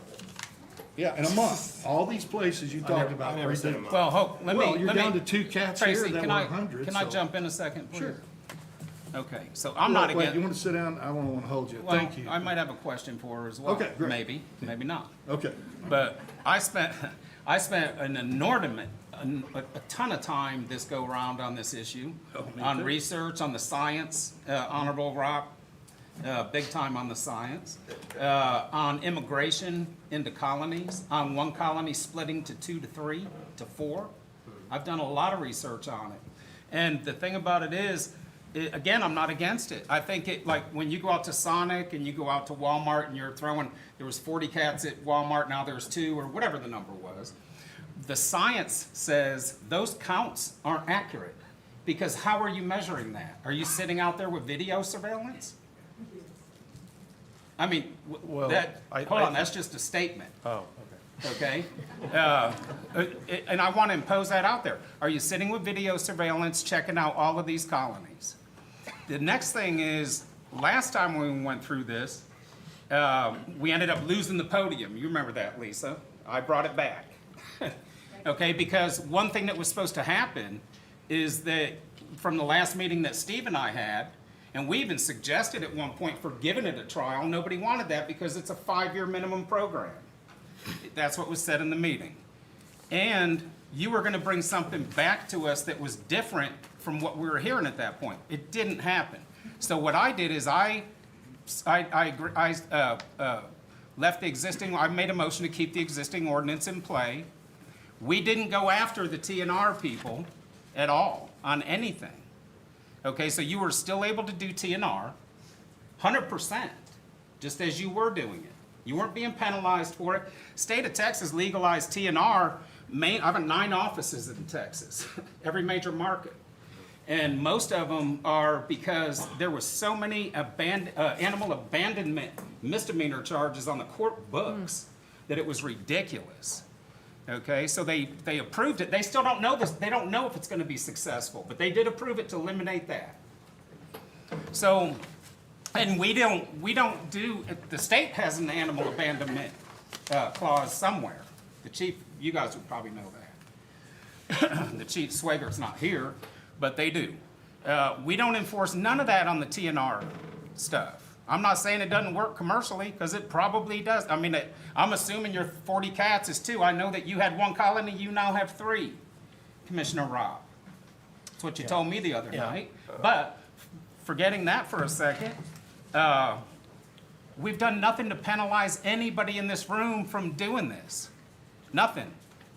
Okay, there's some tipped cats. Let me go there. I gotta finish. Do you have a question? No, you can go ahead and sit down. No, I have a question. Before you sit down, I have a question. You and I both had our second conversation in a year this weekend. And you were doing some investigation, and I was as well. And since we mentioned Texas, Dallas, Texas, the city's website blatantly states that all animals, including cats, must be confined at all times, restrained at all times, in a fenced yard, in an enclosed pen or structure, or by handheld leash, if the custody of the owner, if the custody of the owner, unless the cat belongs to a trap, neuter, and release program. So any other thing outside of a TNR program, you have to keep your cat to yourself and confined on your own property. I think that's a great idea. But, and I pulled up Houston stuff too, because it was mentioned amongst somebody here, I don't know. What did you find out? Well, I guess what I found really interesting is, and it sounds like just what you're saying, is if you've got a complaint about a nuisance cat at your house, City of Houston doesn't deal with that. And so I assume that they refer to the organization that does TNR there, which is called BARC. B-A-R-C. Yeah, B-A-R-C, BARC. I called them to talk to them because I was trying to understand the process as me as an individual owner, okay? Again, I get the part about large colonies. But me as an individual owner, I mean, how does that work? If I got a problem, animal on my property, do they come and get it? And they said, oh no, we don't come out and trap anything. I said, well, what do I do? And they said, well, you trap it and you bring it to us. I'm like, okay. And then, then we'll spay and neuter it, and then we'll bring it back to you. And I'm like, well, but what do you mean? And I don't want this cat back. Well, if you come in here and you bring this cat, you're signing a statement saying. So that didn't really seem like an option, like a really good way of handling this. Again, large colonies, a little bit different, okay? You know, the thing, I guess, about this is, to me, personal ownership, in my situation, when I'm talking about personal ownership and people taking care of what they got. And if the people aren't doing that, then it's a problem. If they're dumping them somewhere and it's increasing a colony, that's a problem. This just doesn't take care of my needs. Okay. All right, I'm going to respond to all of this stuff. Okay, this is called a straw man argument with Texas. I never said Texas adopted the ordinance. I simply said they alleviated the TNR from being legal to not illegal anymore, okay? So, yes, I agree. They're not going out and doing it, et cetera, et cetera. So I never made that argument, okay? And I also mentioned 9 other municipalities that But you did. implied Texas was. No, I did not. Okay, I did that's what not. I I said heard they implication. alleviated that. I did not say that they implied that as an ordinance. The opportunity to give all of you, or those of you that signed up. I still have a question for her before If she you have leaves. a question for the specific. I just haven't been able to get it in yet. Okay, all right. Bonnie, how many Councilman people Case. in how many people are there in your neighborhood that support cats and stuff, and how many of them are just having cats as a problem? In other words, is one person all there is feeding cats, or are there several people feeding cats in your Well, area? see, now this brings us up. Again, same thing happened in my neighborhood that happened at Tracy's. When this whole issue came up, that cat feeding area pretty much went away. So the issue I'm talking about now are just neighborhood cats. The problem with this ordinance, the way it's written, It includes neighborhood cats as community cats. And then, so when you include it as a neighborhood cat, you put in that definition, then all of a sudden it takes it out of the realm of the city of Guthrie and puts it in the realm of other just regular TNR. So Okay. that's part of the issue. Did I answer that? Yep. Okay. Okay. Right. Well, they got to go on with responding to her. I would like to respond to that, please. If I could. Okay. Okay. Again, just to recap, the Texas thing was a straw man that I never made. I said that that's what got my interest in calling Lisa New back and then discovering that Oklahoma City, Edmond, Blanchard, Ponca City, on, actually adopted the ordinance. I never said Texas adopted that as a statewide ordinance. To answer your direct statement that the citizens do not have a right to request to have this taken care of, they absolutely do. And we are doing that. We are just doing an actual effective method that works. If you're doing it, as you say, with no opposition from the city, then why are you here wanting us to change an ordinance to give you the power to be completely resolved of any liabilities or responsibilities for this act that you're carrying out? Why do you want to change an ordinance if you're doing it anyway? And it's Well, working. okay, here's the answer for that. The way it is right now is that we do not have TNR as an ordinance. When you get a company like Paws and Claws that goes out, they spend the man hours, the money, the time. They trap these colonies, they reduce it down because it works. Then the city comes, takes the remaining 2 or 3 are there that are warding off other cats from coming in, you take that away, and you started the process all over. Now you've got 15 or 20 cats that come in. How do you know they're taking them away? Have you trapped these 2 or 3 remaining cats at these dumpsters? I got pictures of tipped cats in our shelters. All right, so that's what I want to address. I called Tina last weekend. Well, this is, Let's have the public have the opportunity first. okay, well, it goes, a lot of people don't understand. These tip cats in the shelter are because there's a program where people that can't afford to spay and neuter cats, bring them, and part of that is it's a greatly reduced cost and they tip them. That's Well, guess not all what? of I them. called to adopt one a week ago, a little black one. Okay, but I couldn't adopt him because I had to take him and his brother because a little old lady who passed away, okay, who brought him to one of your programs and got clipped and neutered, okay, but died. And so the animals are in the shelter. Yeah, That that's- could be what you're Yeah, saying yeah, as well. it could be, but Okay, that's, but that's what I'm saying. We need to, when we okay, put that's out the anecdotal. information, let's put all the That's information out. anecdotal. That's one-time incident. All the other times is, we have a colony under control somewhere, and because we don't have it adopted as a citywide ordinance, animal control comes and they take them and they've ruined all the work we did. You gotta start all over in that section. You're gonna get But- 40 again, and we gotta start over. But Okay, if so we can, what but is- you're saying it's a one-time incident. I don't know that. All I know is I tried to adopt this cat that was from a lady who passed away, who went to the tip and neuter deal. Yeah, that's Okay, just a so one-time how- deal. So just a fluke, a one-time deal? Yeah. So the issue, Lisa, you're next up, but, so the issue that I'm hearing, the issue that I'm hearing is that if the city didn't pick up any clipped cats, then That would be, that's the first step. that's the first issue that I'm That's the- hearing. that's the So first if the step. city agreed not to do that, that would take that off of the table. That wouldn't be an issue then. We'd all be working, And then, in that window of time, yes, we're working okay, together. I'm just trying to Yes, yes. compartmentalize this You are so we correct. get out of here by midnight.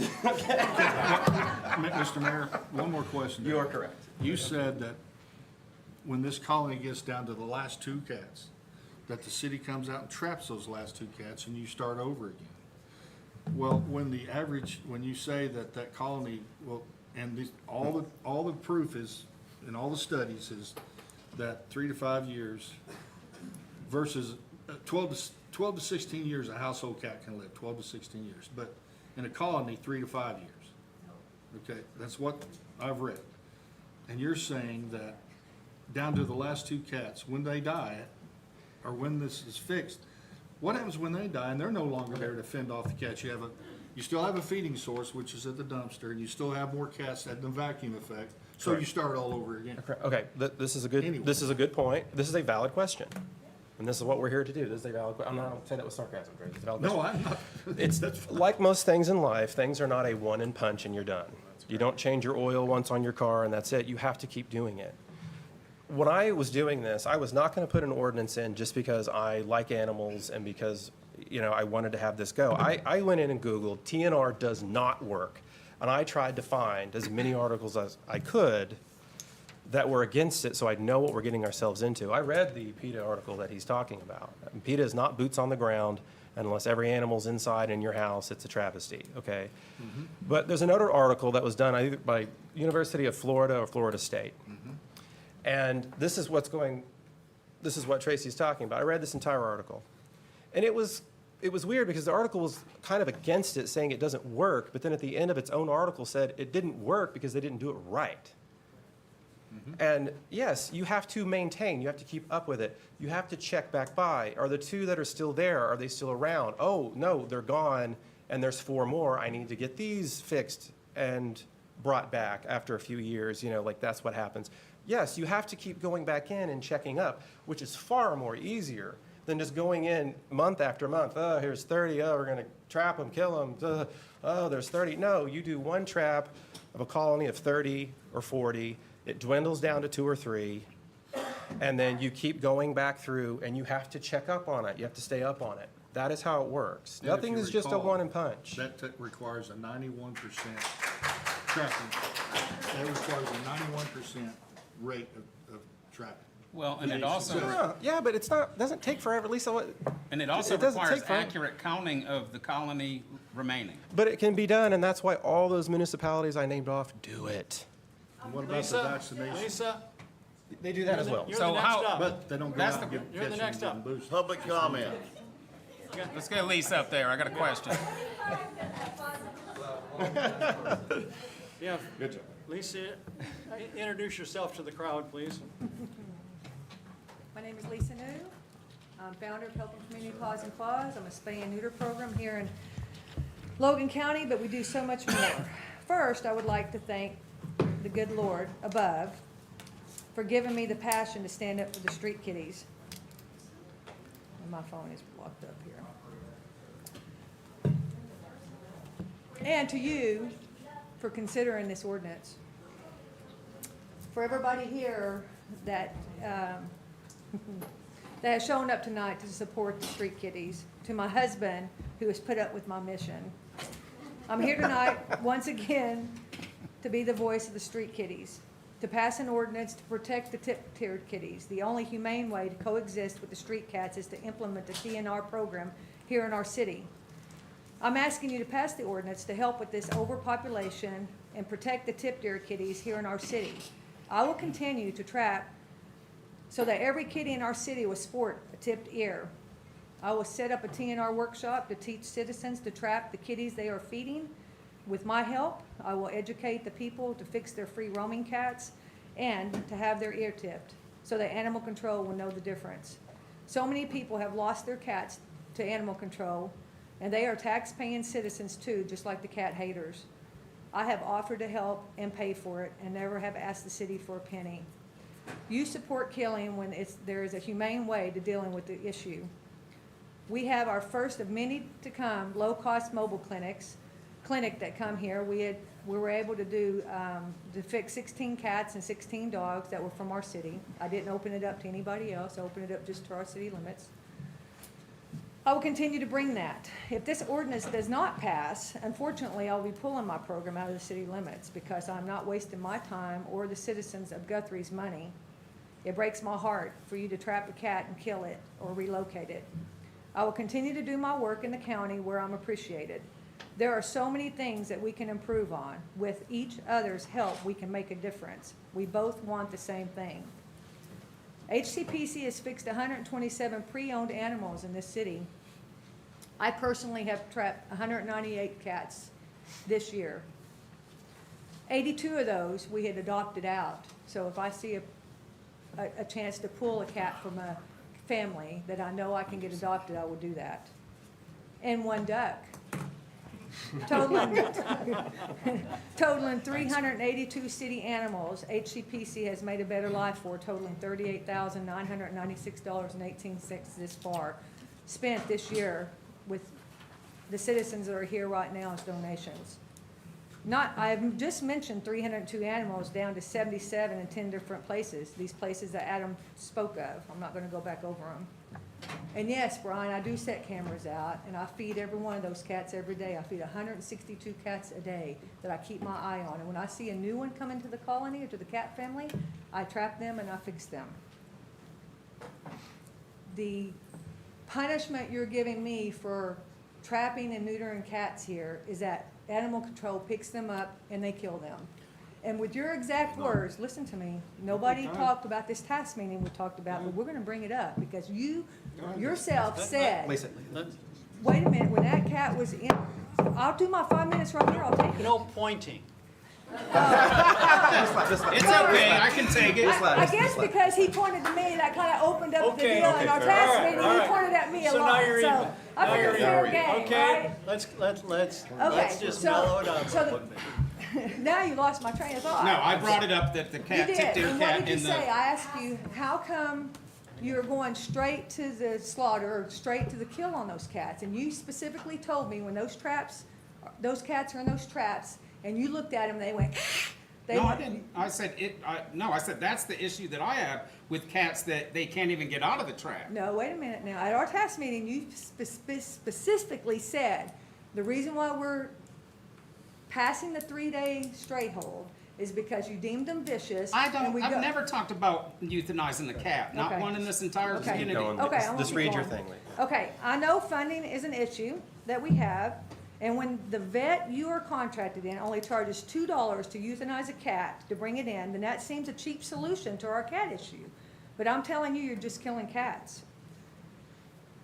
More will move in, it's called the vacuum effect. My offer is the HCPC will pay for the cats you trap, fix, and put back. Give our program a chance. What do you have to lose? We don't know what else to do but to pray for our animals in our city. And I'm praying that you do the right thing. You can throw all the studies at me that it doesn't work, and I'm telling you right now, I know for a fact that it works because I'm doing it. I've done just a little bit over 1,200 cats in the last, fixing to be 5 years in our city. Okay? Thank you for your consideration. All right.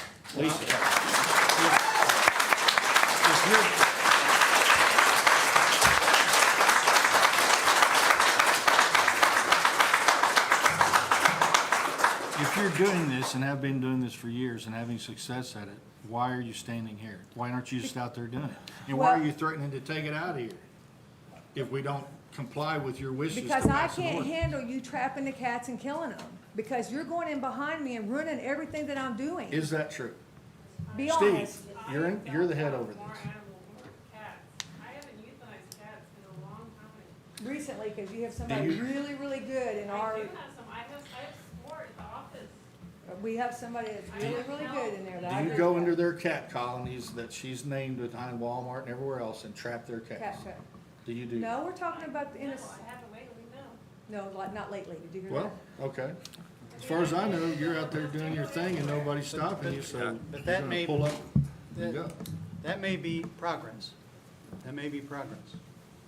I mean. Oh, it is a lot of let's- progress. let's There's just say somebody, that you we're have a ma- front we're girl making- there that's great. I think you should let's- hire her let's because say she's that doing we're a great making job. some Yes. progress here. You and I have talked many times over the last year or so.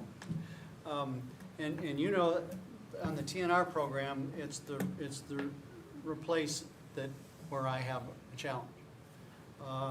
And let's say my neighbor, Adam, has got, feeding 10 cats. And I'm tired I get it. of defecating in my garden, I get it. of having to cover my grandkids' sandbox. I get it. Of having concern that my daughter, who is quite allergic, and this is true, allergic to cats, can't sit down in the chairs out in the patio because the cats have been there. So Brian comes to me and says, well, we're gonna fix this. We're gonna come and trap those cats. So, that's great. And then we're gonna take them and we're gonna get them fixed so that they can't reproduce. I said, well, that's good too. And then we're gonna bring them back and put them in your yard. What? Right. You're gonna put them back? Now, how is that fixing any of those problems that I have? because it's all territorial problems. Once you get them fixed, they stay to their feeding stations. They don't go roam, they don't go, they're over there marking their territory on your yard. You And know, I've offered, even Mrs. Winslow, I've offered, even you, I've said, I'll put you at the top of my list, because obviously you have a cat problem. So we would have already had your problems already taken care of if I would have done that in December when we had offered that. so if they're fixed, they're not coming in my yard anymore. I'm not saying that that's gonna be 100% true, but most of the time, when you fix a cat, it will stay close to their feeding stations. Whoever the cat lady is, or cat guy that's feeding them, they have no reason to roam. Okay, because I've not read anything like that and I've done a fair amount of research on this too. Okay, like I said, you can throw all the research you want, but Yeah. I'm boots on the ground, and I've done it, I know it works. I hear you, and I And I salute wanna you. help you, I and I salute wanna you help for you, it. because I also, I asked her, what did she do, to try to keep these, besides call the city and say they're a nuisance? Well, Starbucks gets coffee grounds, used coffee grounds, that keeps the kitties out, that's a deterrent. I've offered the sonogram tour, where we can hook up the sonogram down, it's a noise thing that keeps the cats away from your house, but I don't think any of y'all have done that, you just wanna call and be part of the problem, not part of the solution. And That's I'm not handing true. it to you on a platter for That's not- free. That's not a true statement, Lisa. What have you I tried to resent do, that. what have you tried to do to deter the cats? Well, I'm just curious. seriously, I have to address, I gotta address something here real quick. Okay, first off, you've never asked me if I even like cats, okay? I happen to really like cats. I own cats. I groomed your dog, Okay. I know you have a cat. Okay, You I have two. cat. I I'm just sorry, lost you lost a love cat. I I know sat you up did. at I know Steve that. Schwentz because I had to have him put down and bawled my eyes out like a little baby, and so did he. Okay? And so that's why I was looking to replace him with the tip deer cat. That's great. Okay, but not two of them. I was looking to replace only That's the one. not my deal. It's not your deal. But my question is this. Let's say that I lived in a residential neighborhood, which I don't, but if I did. And I said, hey, look, Lisa, there's 8 cats out here. Can you come trap them? So you take them, you trap them, you clip their ear, you neuter them. I wasn't feeding them. They're just living back there in the bush and stuff. Yeah, that's okay. Okay, looking to come in and get scraps wherever they can get it. When you bring those cats back, do you bring a feeding station with it? If they do not have a feeding station, I will put them down, or not a place that we're gonna survive. I'm not gonna waste my money to fix them if they're not gonna, so, yes. But you're gonna bring them back. We would find a feeding station in a local spot where it's not gonna bother you, where they will go there. But you said to me, okay, so this is good, Mike, this is where I'm going with this.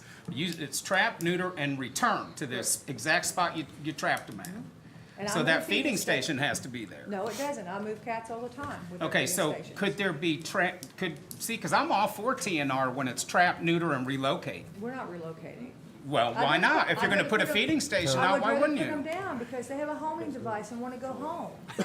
Okay, so let's talk about that for a minute. You have to Again, lock kitties up for a long I'm- time for them to stay at their place that you relocate. We do relocate. okay. I'm fixing to relocate the kitties at Simone's because there's a mama kitty there that is very friendly.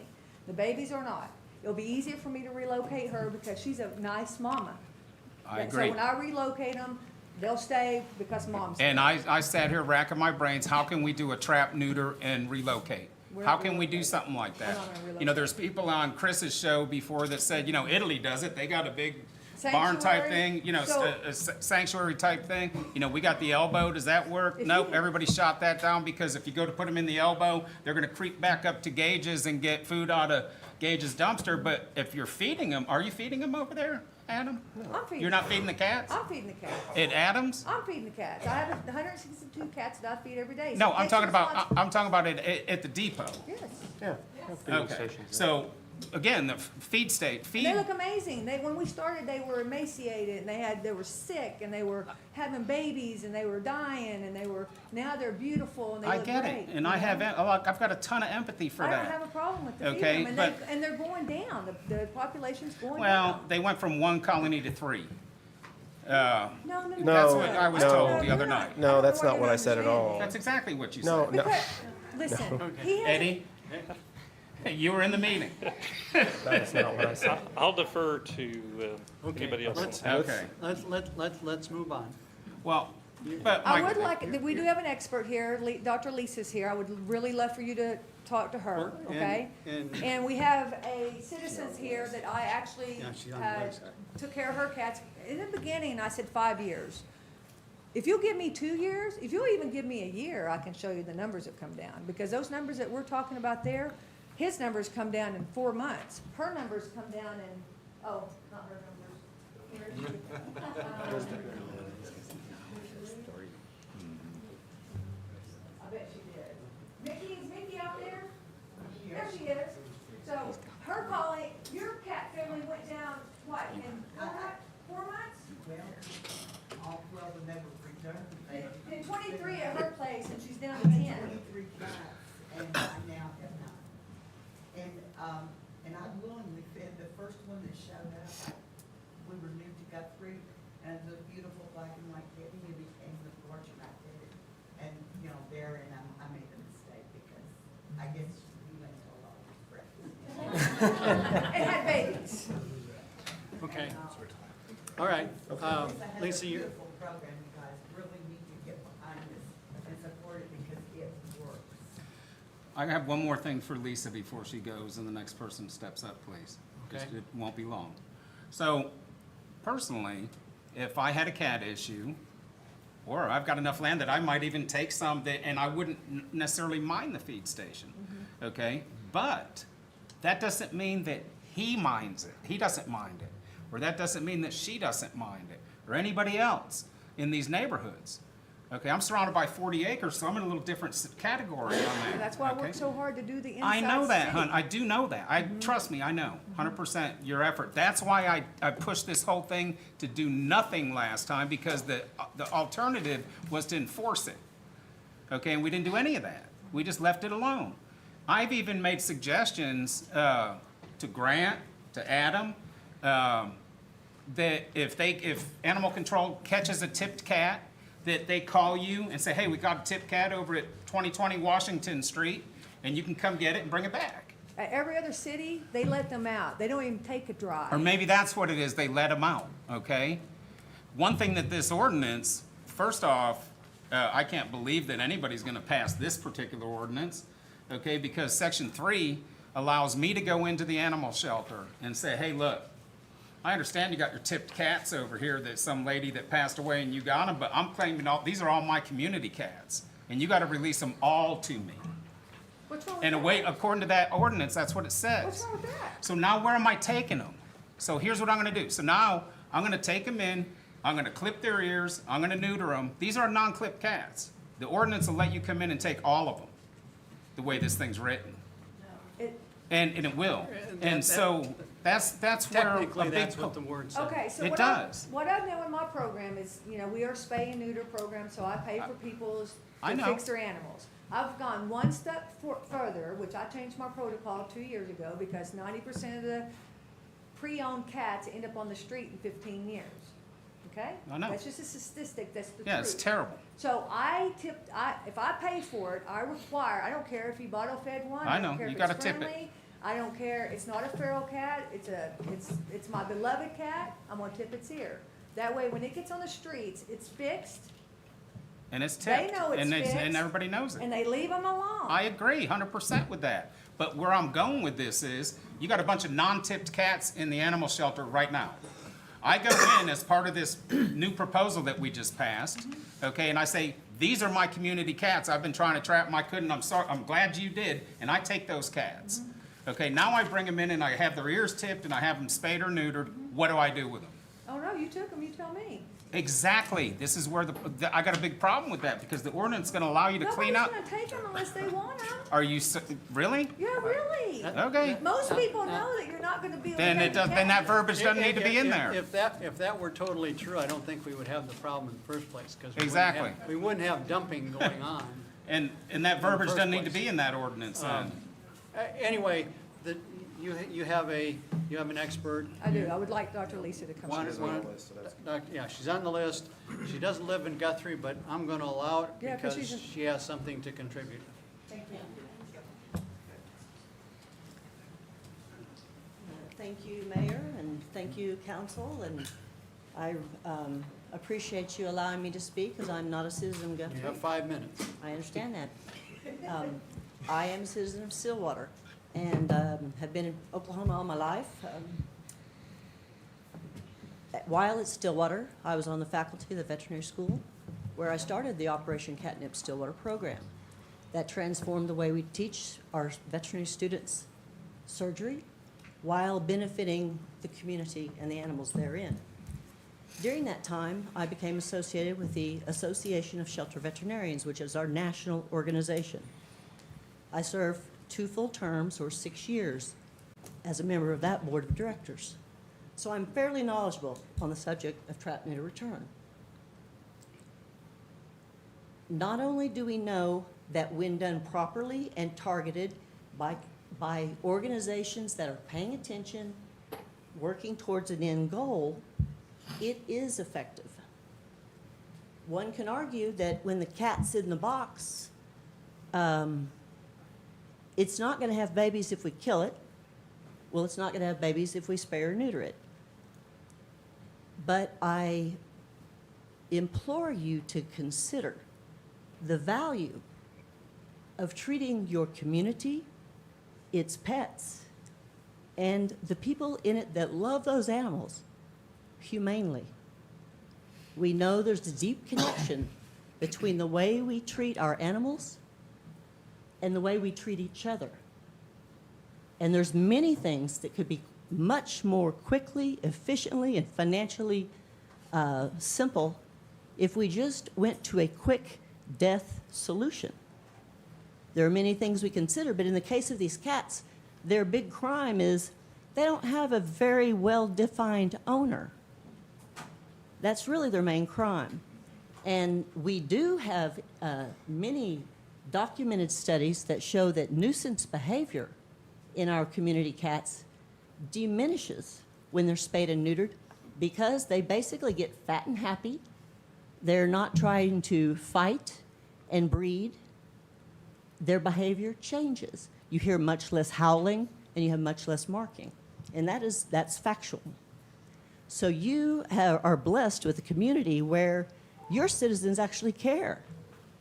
And that kind of care goes past stray cats. It goes to neighbor. It goes to the way the elderly are cared for and the way children are cared for. There is a connection. And I would venture to say that with the support that I know this town has received from Operation Catnip in Stillwater with that program, that we have seen the effect in Stillwater. And I would argue that in your neighborhood, where it's neighborhood cats that are not fed from a community cat feeding station, these are cats that are kinda somebody's, kinda. And even the animal that's not touched by someone is often very much loved and cherished. And so, neighbor wars and what this has all generated are devastating to a community. They're not helping this community move forward in a positive direction. You have a great opportunity to take the advantage of your private entities along with your city's animal welfare services to better this community and to raise Guthrie up a notch because, there's some history here with this that you stand on the edge now of a chance to make it better. And I know that it's frustrating when your neighbor has an animal that's irritating you. And it might be a dog, it might be a cat. But this is an opportunity to manage this situation humanely. The dogs have a leash law, and they're required to be, and they will stay in a fence. because Scant they can't few climb. communities have a leash law for cats because it really doesn't work. Well, I'm And not arguing that. I'm just, well, you referred to the because dogs. you don't have a leash law in this town. That's my understanding. We have a leash law. We do. For cats? For Oh, cats? for Well, for dogs, For yes. cats? For dogs. No, I'm speaking about cats. You use the dog as an example. That's can't right, but imagine I'm a talking cat about out. something like a barking dog at your neighbor's house. It's a nuisance. And they don't have to bark enough to get the cops to come take them away for it to make you crazy. It's a nuisance animal, we can't call that in, and they will address it. That's right. But you do not have a leash law for cats. And so when someone's cat is walking around like cats do, that is not illegal in your town. When you feed your cats in Stillwater, at feeding stations at colonies, Back to that issue of feeding stations. Finish. Would you like me to stop? Go No. ahead. No, finish. I got a finish. question Back, anyway. back to the issue of feeding stations. A feeding station where you have a managed colony like behind it, where there's a main dumpster. You have a resource there called an open dumpster. Therein lies your problem. Because if it wasn't cats eating it, yes, it'd be Raccoons skunks, or raccoons, and all that. I agree. So maybe our problem is more of a waste problem than a cat problem. So let's get on top of that. We So all we're know gonna if stop we can making cut waste. down on sources, we'll cut down on it. But meanwhile, we have these animals that exist. This is a domestic species we created. They're not just extra raccoons that walked up. And when it comes to the neighborhood and feeding, there's not feeding stations, it's the neighbors. It's the person that, you can't really feed the cat, but you see it's hungry, you feed it. Do we not want to nurture a community where people notice an animal or maybe a person's need and respond? where these cats eat, do they also defecate there? Well, they usually do it pretty close to where they do all that. That Next kind of door goes in my together. yard, or my Well, fire pit? if you don't like that, pass yourself a cat leash law. But you don't have that right now. Regardless, it's a nuisance, it's on my property, I'm a taxpayer. That's I right, don't sir. deserve And it. so you can decide if deserve you it. want to deal with this in a harsh way that causes I want the a problem lot of solved. anxiety and stress in people, in your If community. you want to put a colony next door to me, the answer is no. They're not talking about putting a colony next to yours. Aren't you? She's clearly Anywhere- said she thinks it's a bad idea to create a colony. So the 10 cats And the that my goal of all of neighbor this is is feeding on a not daily to basis is not a increase. colony? Let's not Excuse talk me, over may each I other. finish? Let's not May talk I over finish each my other. words and then you can maybe say something about that? But when, we'll start at when least. you, the goal of this whole project is not to make more cats, to not help agree. make sure we have lots of loose cats in our town. I agree. The goal is to reduce and end it. That's the goal. I agree. And so use it as your tool to educate your, let students learn from this. Let people learn. Promote humanity. Use it as opportunities. You have, and you know what? You do it, and funding will also fall to you when it's beneficial to humanity. Well, Thank you. Whoa, I got You had a question it's more, to the doctor. well, yes, I did. We allow TNR. We don't prevent it. The only issue with the whole TNR program and everybody sitting in here that there is today is because occasionally they would trap a clipped-eared cat. And I'm in agreement they should release it. Okay, they shouldn't bring it into the shelter, it should be released, because there was a big difference, because the lady that died, she had the clipped-eared cats. That should go to the shelter and be adopted out. We've had multiple adoption deals going on lately that were extremely successful for cats and kittens. So we're not preventing and penalizing TNR that everybody in this room thinks that we're doing. We are not, okay? What we're doing is we've just let it go on. And so I don't understand either, what is to gain here other than Tina letting a trapped cat go down on Washington Street that inadvertently got trapped because the neighbor had a nuisance of 3 or 4 cats out there that were fighting all the time, that weren't tipped, okay? Now, with that being said, those cats, when they get trapped and neutered, okay, we have a one-box-fits-all. We keep bringing up Sonic, and we keep bringing up the Depot, and we bring up Brahms, and we bring up Walmart, where we got all these video cameras that I've been all over and haven't found one, okay? But that doesn't mean they're not hidden somewhere where I can't see them, okay? But if you've got them, you see me on those cameras, because I'm looking for them, okay? And so, but at the end of the day, it's not a one-box-fits-all scenario. You don't want potentially 8 cats brought back to your backyard with a feeding station. That's all I'm talking about. The feeding station is where I can't and the you don't want it, I can't get my arms I really around. don't think that that's the proposal at all. That is the proposal. No, that's not the proposal, is if cats are trapped from your neighborhood, that they're gonna put a feeding station there, because they're there already because they're being fed. Yeah, no, I just asked the question to Lisa. I said, if nobody's claiming these cats and you trap 6 or 8 cats and you. I didn't say in the woods, I said in the neighborhood. Well, Out somewhere where nobody, okay, in a neighborhood where nobody's claiming these cats, you trap them and you put them in the back of. Someone's always claiming the cats in the neighborhood. Okay, that's what I'm But, saying. but the bulk of my experience with targeted trap neuter return in Stillwater and in the work I've done in other communities wasn't as much at those feeding station locations, but was much more with individual citizens that had just kind of gotten in a little deeper and deeper on feeding the stray cat that showed up, and it became more. Inevitably, there's older citizens. Often it's financially strapping them, but meanwhile, they're also very emotionally, it's emotionally very distressing to them to not care for those animals. They've grown to consider them as pets in a way.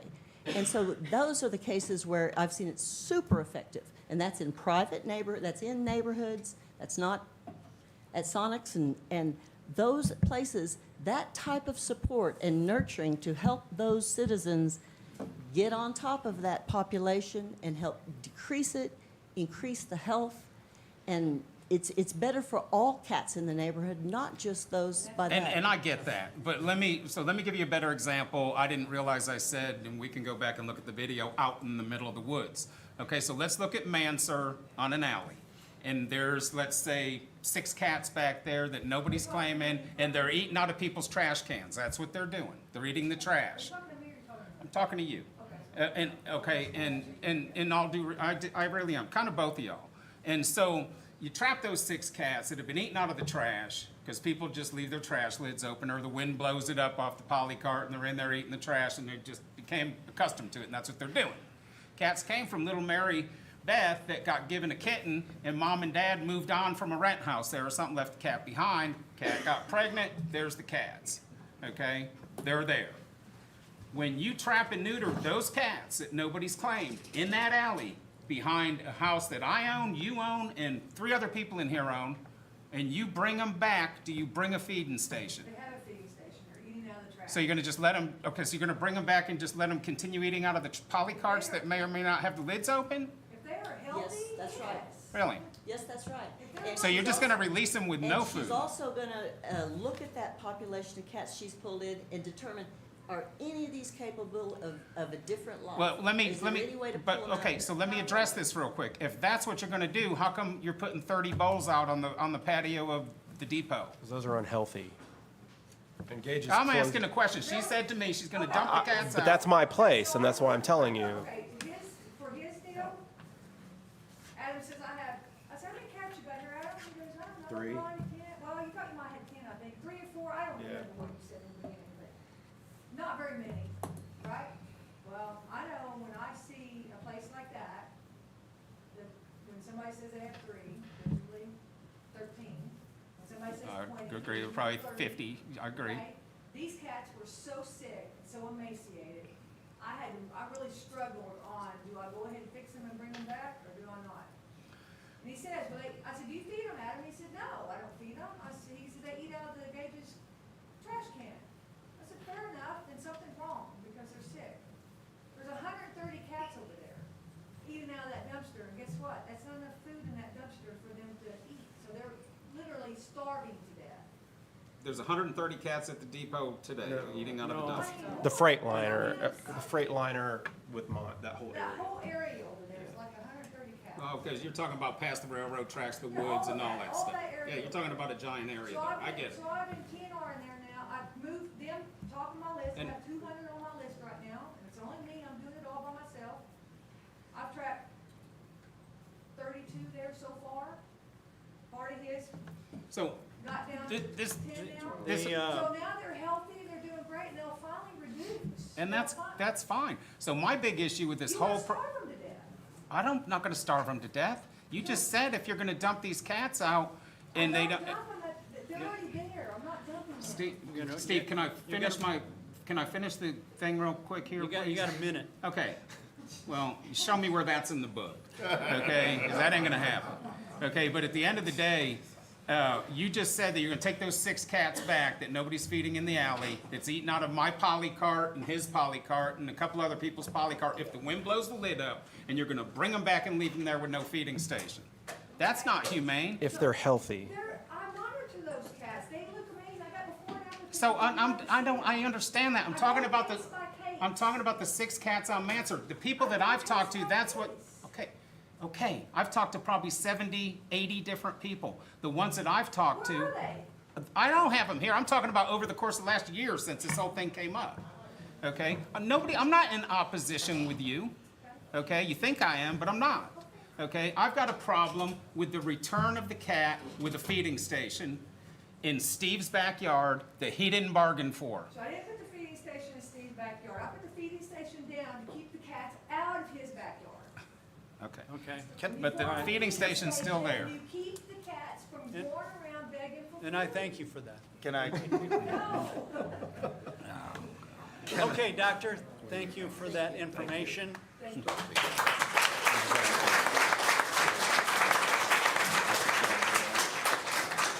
And again, I want to remind, we've got a number of people here. I got to remind you, if you've got something additional, you know, that's new and different than other presentations, then have at it. But otherwise, please consider giving your time. can I make a comment? And this goes to what Lisa and the doctor had to say. I have 36 hours of advanced statistical methodology, so I think I'm qualified to look at the research and make a comment on the research about this. And the research suggests that TNR works. And I'm going to tell you, unlike Brian, I love all of God's creatures. I just like some more than others, and I like some stuffed, right? I'm not a fan of cats. I wouldn't have them if it weren't for my family has them. The research suggests that this is the most effective way of reducing the cat population. And so if you don't want them coming into your backyard, trapping, killing, and that continual cycle just allows it to perpetuate itself, whereas the research suggests that if you take Lisa up on her offer, that you will reduce the amount of the cat population that you have. You're not solving your problem, Steve, of the cats coming into your backyard by trapping them, killing them, and allowing 30 more to move in. And, you know, the simple fact of the matter is, I don't want to go 35 on Noble. I want to go 55. That's not the law, right? So I think we have to look at what is good public policy, and the research suggests that this is the best public policy at this point in time. Vice Mayor Emeritus Case sent me the study from the University of Florida, and I looked at that. That's what we call a meta-analysis, and the problem with the meta-analysis that they did is that they didn't have enough studies to look at. And second, they admitted, as Councilman Rott pointed out, that, yeah, it didn't work in these locations because they didn't do it effectively. And so I think one of the things that we can do here is public policy can change, and there has been a suggestion that we try this ordinance for 18 months, 12 months, 18 months, look at the data, allow Lisa to collect the data. She's got data now. And then we can reevaluate this. Things change. Science progresses. And so I think if you allow this, we can always revisit this issue. It's not a now and forever and ever, amen, decision on this issue.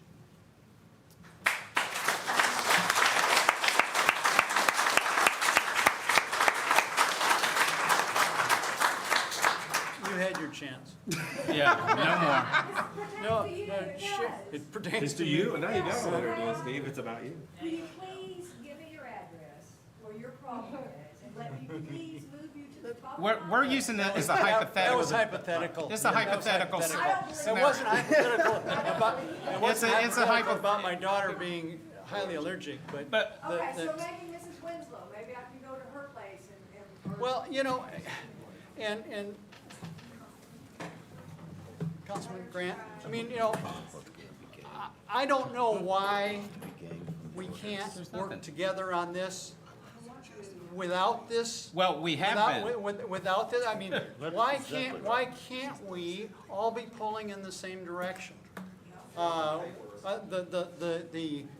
goal is to reduce the number of nuisance cats. I'll use nuisance, whatever your definition is. The goal is to reduce that.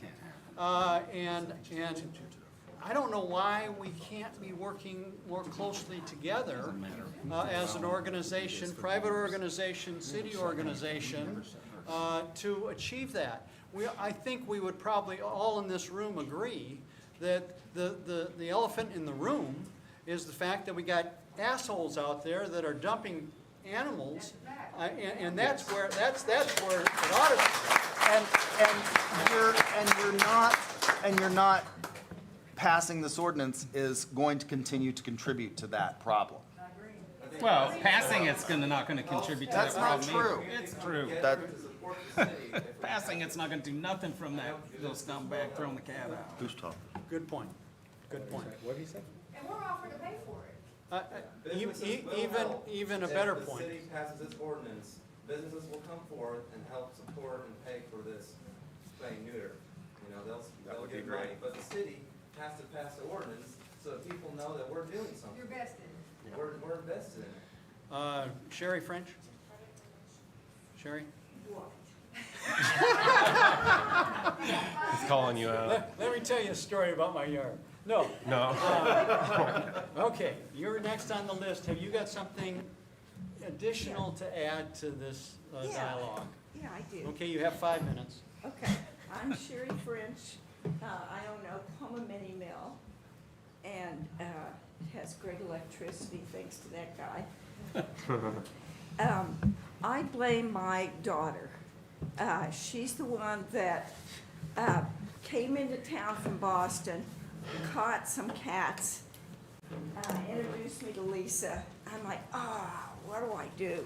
So she set up a whole cage at Oklahoma Mini Mill, and this little kitty had kitties, and we found homes for the 3 kitties.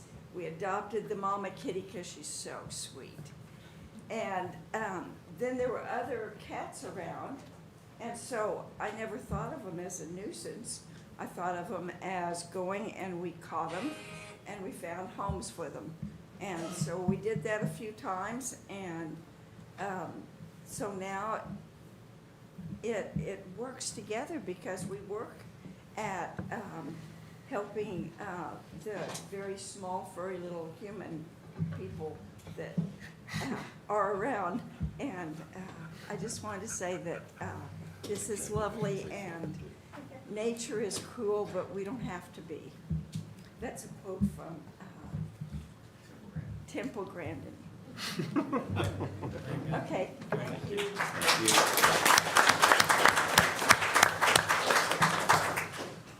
Mickey Wharton? Did I get that right? Security. Well, you had your 5 minutes. She did have her phone. Well, no, I had 1 minute. She wants the rest of it. Okay. It was a powerful one. Are you all right? Okay. Carrie O'Neill? 30 seconds, He's starting. I'm putting you down for that. All right, the main thing here is if we don't pass something, that lets Lisa and HCPC know that we are supporting her and her efforts aren't in vain, and she pulls out of here, then we have a real crisis. Because she's not only helping manage the community of cats, but she's also making sure they're healthy. When she traps them, they go to the vet, they get neutered, they get shots, they get wormed, and they're put out on the street in a healthier way. So I know that some people see them as a nuisance. There'll always be people that see that. But she's helping to make it better in the future, and we don't want to lose her and her program.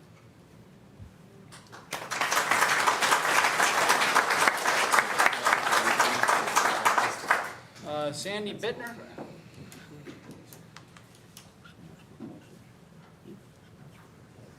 Hi.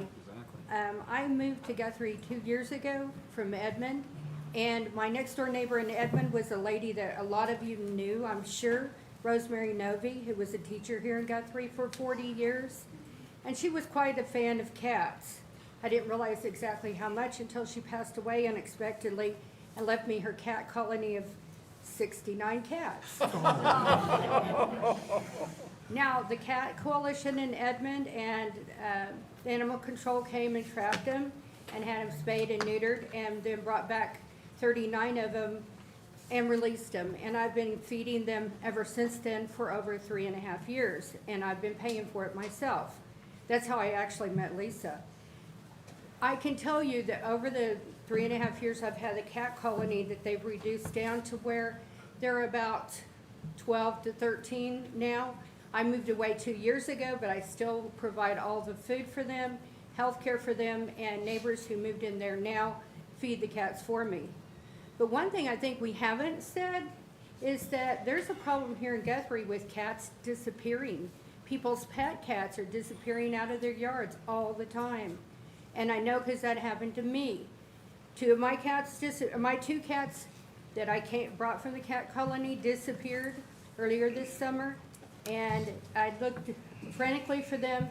One of them returned on her own, the other one didn't. So there is a big problem here with cats disappearing and a lot of dogs as well. So I just wanted to bring that up. I do hope that you will give Lisa's program a chance, at least for a year to 18 months, to just see how it works. Because I've seen firsthand that it will work. And the cats that I'm still feeding are happy and healthy, and they haven't increased in population. So thank you very much. Thank you.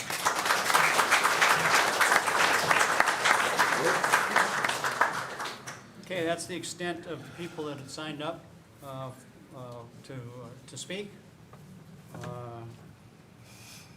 Anything else to add? All I want to say is just I say this to Tracy, Councilman Tracy, and Bothroyd and Ms. Winslow. It seems like the pinpoint of the problem is that you feel like you have an issue and that we're simply saying, no, we're activists and you're going to deal with it and we're going to leave it there. And what I really want you to hear is that we agree with you that you have a right and to have this removed. And what we're just pleading with you is that we just know we found a way to get it removed for you quicker and effectively. Because if you come and just remove it, they're just going to come back. It's just going to be a different 10. That's all we're trying to say. You do have that right. Half the time I talk to Lisa, it's not her being upset with the city. It's her being mad and angry with the irresponsible pet owners. And everybody in here knows that. She gets in big arguments with them and say, you're the problem, you're the issue, you are what's causing the issues here. So we agree with you. We are just saying we have found an effective way to do it, and Blanchard has seen that. These other entire municipalities have seen that. And that's what I say to that specific item. The only thing that I've heard where there isn't support is when you find a tipped cat that's being caught or is at the shelter. Other than that, I'm not hearing that the city and this council is against TNF. I'm not hearing that. Vice Mayor Gary suggests that we test this program. And I tend to agree with that, with the proviso that we set up some ground rules between, Lisa, your group, Paws and Claws, and the city, as to how we are going to effectively do this, how we are going to work together to make this happen as a whether it's 12 months or whatever, as an effective test. And then, maybe most importantly, is how are we going to agree on how we measure what the outcome is? How do we measure the success or not success of the program? A lot of the examples are commercial sites. My concern is not, I don't want to exclude commercial sites. That's my timer. But I'm taking exception. I want to see the citizens. I want to see the citizens have their right to a clean and non-nuisance cat if they so desire. Okay, so that's where I would say that's where the measures, the primary measures, need to come. We all want to talk about reducing cats. I want to say 70% of the reduction should be in the residential area, not in the commercial, or that the residential numbers go down 70%. Not primary focus on the commercial, not to exclude the commercial, but my focus as mayor is on the residential. And if we could come to that kind of agreement, ground rules, how we're going to measure it, what we're going to do when we pick up a tip cat, those kinds of things, and set it up for a year. I think that works within what we have right now, Lisa. I think that works with what we have right now. Tell me why it doesn't. If you remember right, when we had our little task meeting, and I asked them, this could all be gone away, because I asked when I got up from that task meeting, I said, if you'll just promise me you'll leave the tip for your kitties alone, I will walk out of here, you'll never see me again. And Officer Brock said, nope, they're a nuisance and they have to die. Okay, Okay. Not say they have to die. Could we, if we fixed that, I would have already been gone. if we fix that, Then we don't need an ordinance.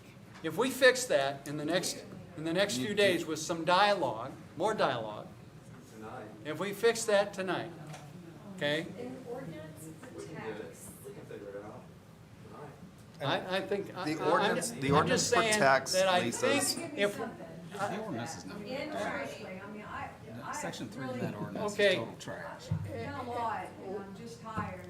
you're tired. I know you, I know you are. A number of people up here are pretty invested in this too. And we're not the enemy. We're not the enemy.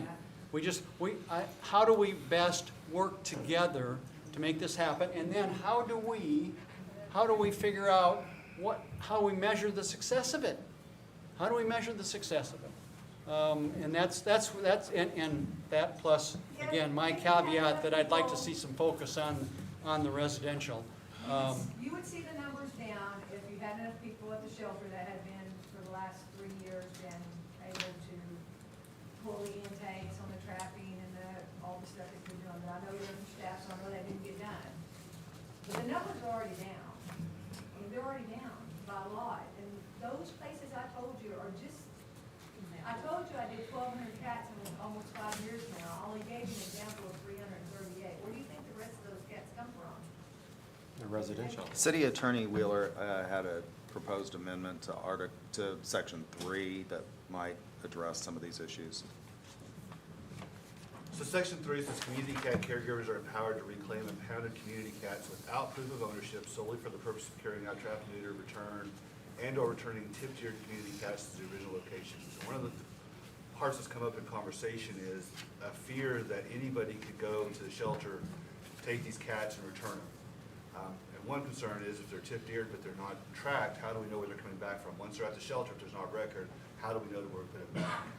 But one clarification I had, Councilman Gary is talking about, I think if we could specify on there that those have to be tip-tier cats, not every cat at the shelter can be reclaimed by anybody at any time, I think that would help give a little clarity to this. Well, the tip-tier kitties shouldn't be at the shelters, and that's gonna this ordinance is gonna eliminate that totally.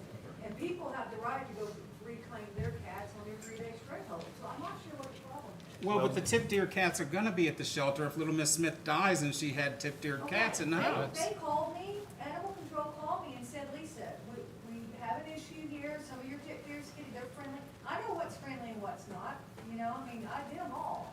So I know those cats that are inside being adopted are friendly cats that probably come from a friendly person, but the ones that are out in your kitty city that goes are not, or the ones that went straight to kill because they went. I thought they were the ones that are going to the farmer's barn They or are, something. well, Some you're are. the one that said that, and I know that they are too, so leave the tip kitty, there shouldn't be any tip-tier kitties that are wild feral at the shelter. Okay? No, there should be just the one from Mrs. Smith or somebody that passed away or something that, Like I said, they contacted me kids. and told Yeah. me, don't freak out, and I did not freak out. That was very courtesy of them to call me and let me know that. so isn't that working together within your program without doing this official? We had, yeah, I mean, this just Okay. happened. And she didn't die, but anyway, so, but I was notified and I was okay with that. That's great. They got in there, they've done really well and got some adopted. I love that. That's great. It's working together. That's why I'm gonna tip every tip deer, because they're not gonna be all feral cats that come through. That's This'll- why when you free roaming cats, they get into the pen with a tip. That's, I've always said, the only cats that's gonna be safe in Guthrie when we're done is the tip and kitties. That's why I recommend everybody do it, because those cats are not gonna be nuisances anymore. They just happen to get trapped because I trap trained them. So they're gonna be the first one in the trap. So let those kitties out and trap the ones that are tipped all you want. Yeah, we're all in agreement with I'm that. So gonna just move curious- approval of the ordinance with the provision that we strike section 3 of the ordinance, and I move to call the question. Okay, we have a motion, Second. and we have a second. Is there any more discussion? So let's clarify exactly what we're doing. We're striking the entirety of section 3. Section 3. And what about the portion of section 5?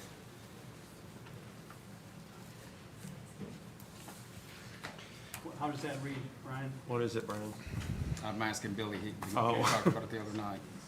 Well, so let's read 5. I didn't have it with me. Trap neuter return shall be the preferred disposition for impounded community cats. Animal control and the local shelter are authorized and encouraged to conduct trap neuter return and/or direct impounded community cats to a trap neuter program. So if you look at the language of that, it's not directing the city to do anything, it's saying it's the preferred mechanism. So the tease of that is limited, but it's telling, this council giving the direction that it is the preferred method. So it's not a will, it's a shall? It's a shall. I mean, it's So what about, where does it in that, and I get your motion, Grant, trust me, I do, but where in that ordinance does it protect the Tracy Williams of the world that don't want the cats back? I'm asking them to give us a time period. I understand that, when, So you, that would protect right now. no, That's- I know that, and I'm talking about he lives at the Almancer, we'll use that hypothetical with the alley and the feed station that goes up and everything else, because cats gotta eat, you can't just throw them out in the middle of the winter with no food. They're gonna get a feed station, you know that as well as I know. And so, how do we protect that person? I guess where I'm going with this is if we're gonna implement an official portion of this program, there's a couple of things that I wanna see. I wanna see, first off, this ordinance looked at a lot stronger than what it's being looked at, okay? Because there's flaws all over it. And then secondary, the funding side of it. I wanna look at where, how's the funding gonna look? Because we don't, as a city, and it's not my doing, I didn't do this, but ever since I've been on, and actually way before that, we don't fund nonprofits, okay? And, We're not funding. No, I'm not saying you didn't. I'm not saying you did ask for funding, okay? I'm not saying you did. No, I'm not saying you did. There's no funding, you'd have to have a budget amendment. I get it, okay? But where I'm going with it is if the city's gonna take on this and show full support, there's gonna be a cost associated with it, okay? And there's just gonna be. And that's not a bad, I'm not saying that's a bad thing. I'm just saying, and all I'm saying is if we're gonna pass an official TNR program, then we're not ready with this ordinance. Okay, it needs to be, this ordinance needs to be clarified, a lot more than what it is. Lisa, in my, and all of you, in my mind, what I heard you say that, that your quasi clause would pay the city for any additional cost that they're not, that they presently are not, if we did TNR, that you would assume additional cost that the city would take on more runs to Stillwater or wherever. I'm not paying the city anything. We will have. You will pay for those, okay. Where you would take them to the It would be no cost to the city. Right. No cost to the city. And I think that's laudatory. I think what, in my mind anyway, what we need to do is know what that cost is. Because, to be honest with you, you are the captain of that ship, pause and clause. And if you got in a car accident tomorrow, So put that in there. yeah, just hear me out.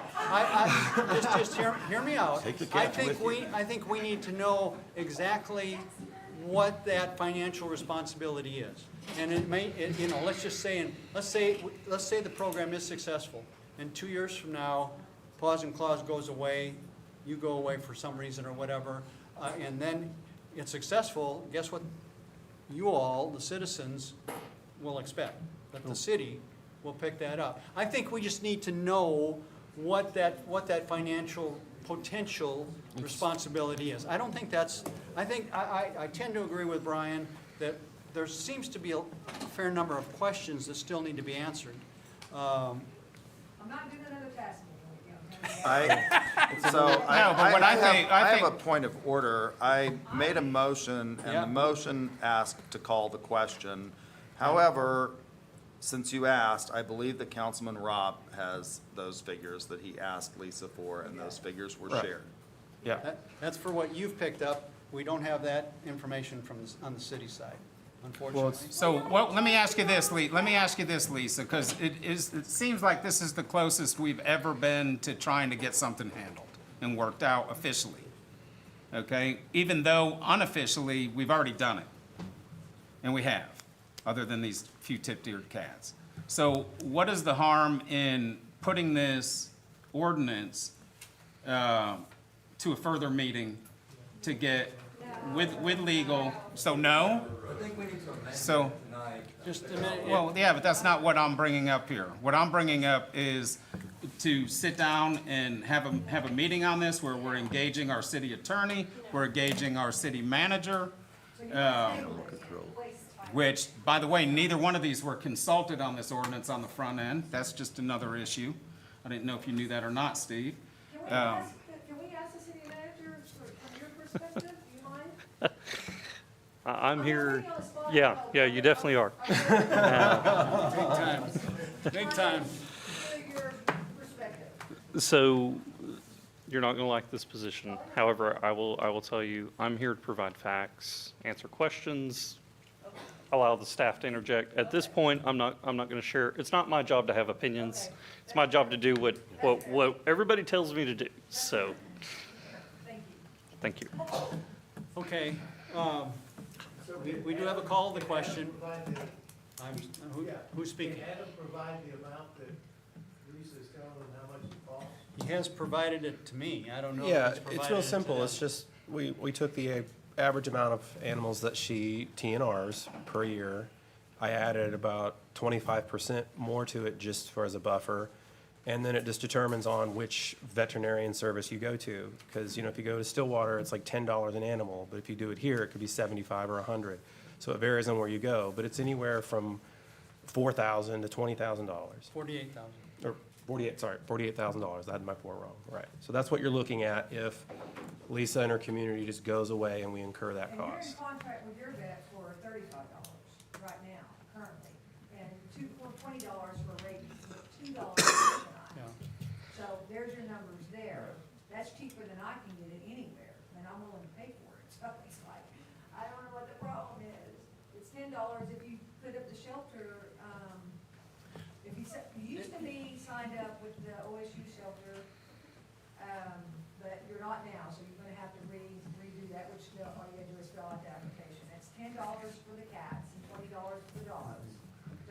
you're not doing that anyways, to go to still water, because that includes rabies and all the vaccination. So to me, that's relatively low. I mean, really low. I mean, we'll vote on something in the next one to have some company remeasure something out at the park for $100,000 or something, you know, I mean, it's. You know. Okay, we have a motion and a second. Any other discussion, last second opportunity, folks? I think the only discussion is I don't see an issue with going through this ordinance in a more succinct manner with our legal and our staff involved in it, which haven't been, and getting down to where we're protecting, again, I don't have a dog in the hunt, because I don't have an issue with it, but protecting the guy or gal that doesn't want these cats back, okay, because there are some that don't. They're just gonna get them back anyways, and it's gonna be 10 different Okay, ones. well, that's always the answer. Because that's the truth. I say that's always the answer. Okay. Mayor, I will, Mayor, just a yes, quick Eddie? point of clarification. We talked about striking paragraph 3 or section 3. Are we referring to paragraph 3 of section 2, article 10, which is what you've read off, but that's not section 3 of the ordinance? I just want clarification. Section 3 of Article 10, Article paragraph 10. 3, section 2, article 10. Yeah. Anything on paragraph 5? Is that, I heard that mentioned, I need clarification on that, please. That was the trap neuter return shall be preferred disposition of impounded community cats. Animal control and local shelter are authorized and encouraged to conduct trap neuter return and to direct impound community cats to a trap neuter return program. And it was Okay. permissive, not mandatory. It was not mandated, not mandatory. Okay. So we're leaving that in? Yeah. Okay, thank you. Right. Preferred thing out of that. Preferred. Don't understand why she's gonna leave. That's practice. Well, it's a threat. Do it. Okay, we have a motion and a second. No Yes, other sir. discussion? Submit your votes.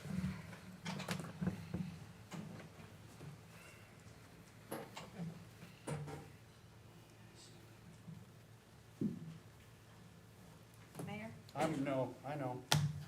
It's really difficult.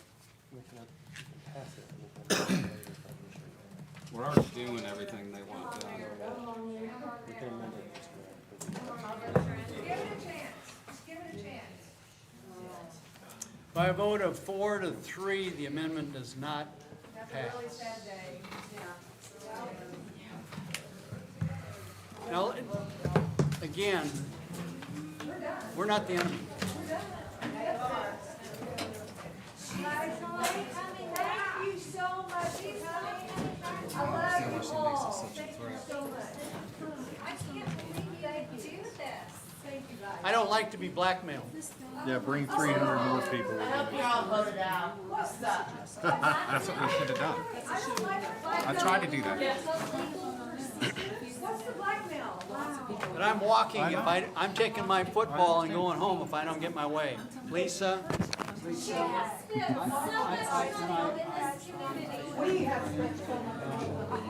I know. That is not. And what I tried to put forward was a reworking of the whole ordinance to make everybody happy. Nobody wanted, they didn't want it. We can do that.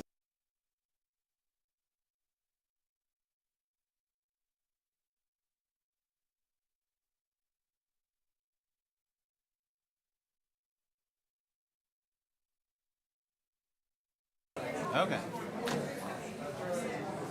Can we recess the meeting or something? We're in the middle. We're in the middle of the meeting. We have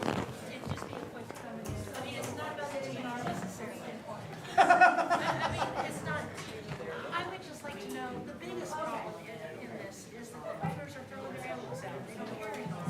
I know, it's terrible. That's the elephant in the room. That's what it needs to be. If we can solve that, the problem is over. Understand? Yeah, thank you. Okay.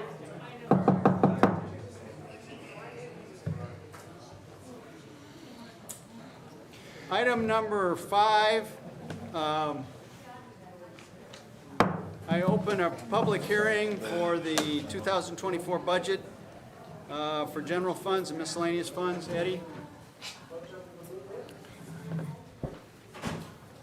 I'm sorry, Mayor, I couldn't hear you, but I assume we're on item 5. I've opened public hearing Yes, sir.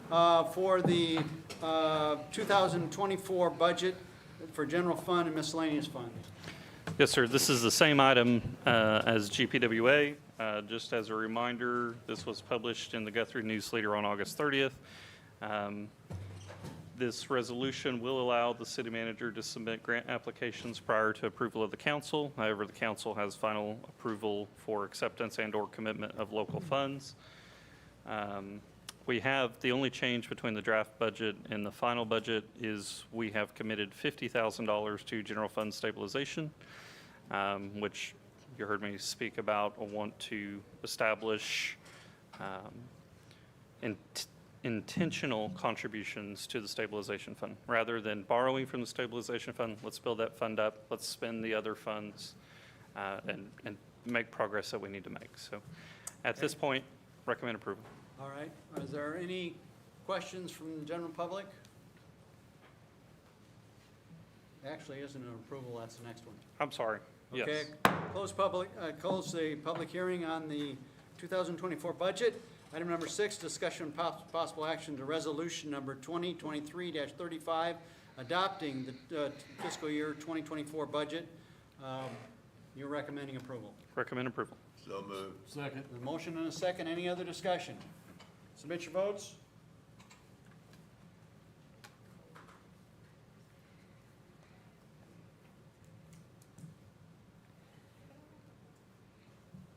Oh, he's gone. Adams. Sorry. That's left. Unanimous approval from those present to approve resolution 2023-35, adopting the fiscal year 24 budget. Item number 7, possible action to authorize city staff to enter into contract to provide medical, dental, and vision contract with Standard Life for city employees for fiscal year 2024. Second. Motion and a second. Any other discussion? We've already had. Was number 6. You said number 7. Oh, That was 7. It was number 7. That's the contract for the life. yeah, item number 7. Okay. Now we have a motion and a second. Any other discussion? Submit your votes. All votes are in. See the votes. Unanimous approval to authorize city staff to enter into contract for medical, dental, and vision and life insurance for city employees for fiscal year 2024. Item number 8, discussion possible action to adopt ordinance number 3396, request to rezone from C2 to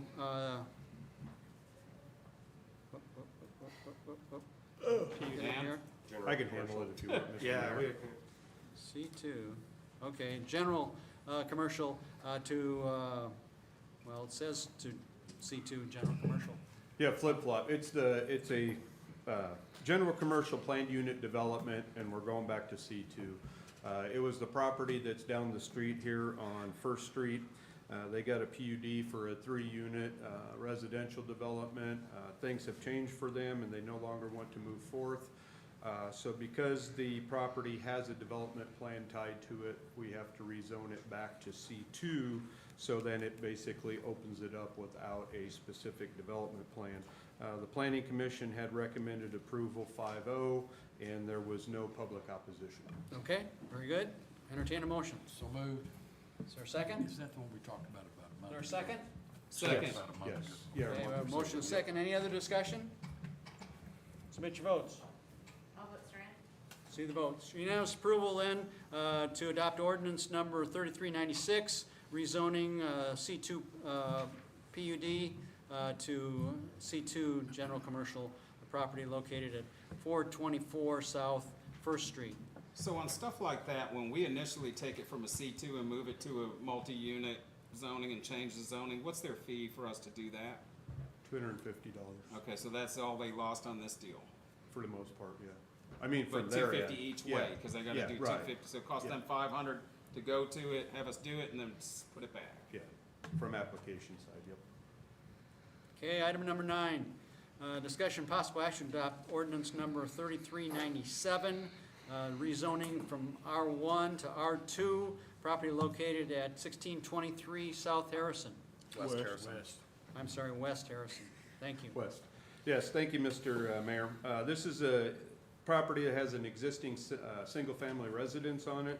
The applicant is looking to put an accessory dwelling unit on it, and so to do so, we have to rezone it to R2, so it'll allow for multiple unit or more than one unit.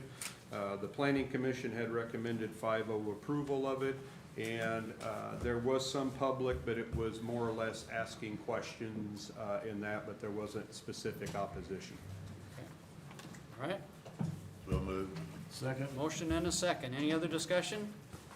Submit your votes.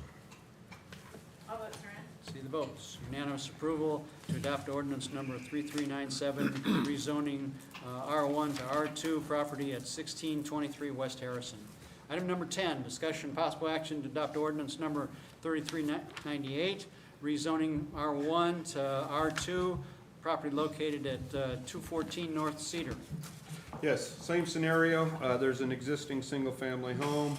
The owner wants to put an accessory dwelling unit on the property, so we're rezoning it to R2 to allow for more than one unit. And again, the Planning Commission recommended 5-0, and there was no public opposition. Okay, all right. So moved. Motion, is there a second? I'll second it. Have a motion and a second. Any other discussion? Submit your votes. All votes are in. See the votes. Unanimous approval then to approve ordinance number 3398, rezoning from R1 to R2, property located at 214 North Cedar. Item number 11, discussion possible action to adopt ordinance number 3399, rezoning from R1 to R2, property located at 1802 West Logan. Same song, second verse. The what? Same song as the last one? Yeah, the only difference is this one is a much larger property, but they're going to break it up into, I think, 5 or 6 lots to have a duplex on each lot. If you're familiar with the property, there was a church there many years ago. It burned down. It sat vacant for many years, so excited about the fact that we'll see some redevelopment there. And once again, the Planning Commission did recommend 5-0 of the application. Second. Have a motion and a second. Any other discussion? Submit your votes. All votes are in. See the votes. Unanimous approval for ordinance number 3399, rezoning R1 to R2, property at 1802 West Logan. Item number 12, discussion possible action to reappoint Scott Weiskell and John Donaso and appoint Robert Kenworthy to the Guthrie Housing Authority Board of Commissioners for a 3-year term through August 31st of 2026. These are applications go to the Housing Authority. They make a recommendation through me to us. We have to approve it. I've talked to the administrator at the board and very happy with Weiskell and Donaso. So moved. Second. And so on and so forth. Have a motion and a second. Sorry, I didn't mean to- Any other discussion? That's fine. But I get where you're Yeah, going. okay. Submit your votes, folks. All votes are in. See the votes. Unanimous approval to reappoint Scott Weiskell, John Donaso, and to appoint Robert Kenworthy for a 3-year term on the Guthrie Housing Authority Board of Commissioners through August 31st, 2026. Item number 13, discussion possible action to approve lease of a 2019 Ford Mustang from Integrity Foundation for a 1-year term, may be extended for 4 for $1 a year. Mayor and council, before Sergeant Gibbs gets started, just to give him the platform here, this is an opportunity. It came before not only me, but also Mr. Alsup for consideration. I felt like at this point, we had a couple of conversations that needed to come to the council for either approval or denial. Sergeant Gibbs and also Lieutenant Mize are here. Chief Swigert is out with a medical issue at this time. So if you have any questions, I think Sergeant Gibbs does a pretty good job with his presentation. However, Lieutenant Mize can speak to any administrative needs as well. Is it a convertible? I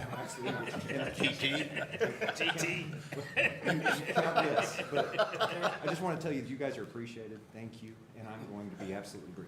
So with that, we are excited to bring this opportunity before you. Essentially, this nonprofit learned that we had developed a really kind of an innovative way to be able to make our kids safer online from predators and traffickers, along with recovering children faster during runaways and abductions. So the program leverages the draw of a car like this at events, gets people over to us, gets them talking to us, and then we get to run those kiddos with parent approval through that. I'll save you all of the ins and outs of it, but just super quick.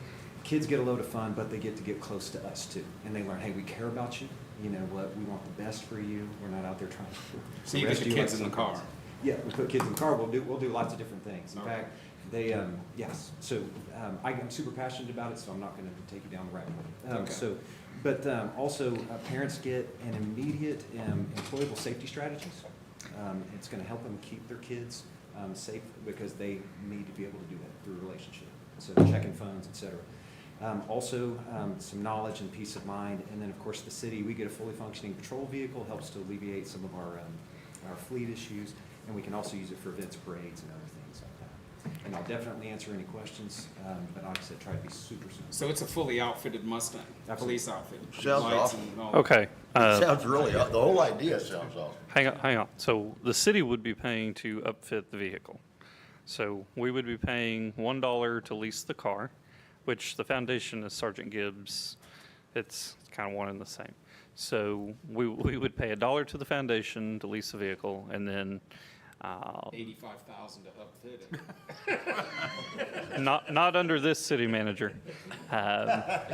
So up to $15,000 of their next fiscal year budget to upfit this unit. And So- we keep it for 4 more years after that if we At $1 a year. I Right. make a motion to approve. Second. Motion and a second. Any other discussion? Yes, I'd like to say something. I understand what you're saying. I know you a little bit about you. I appreciate your heart in this and your compassion and your passion for it.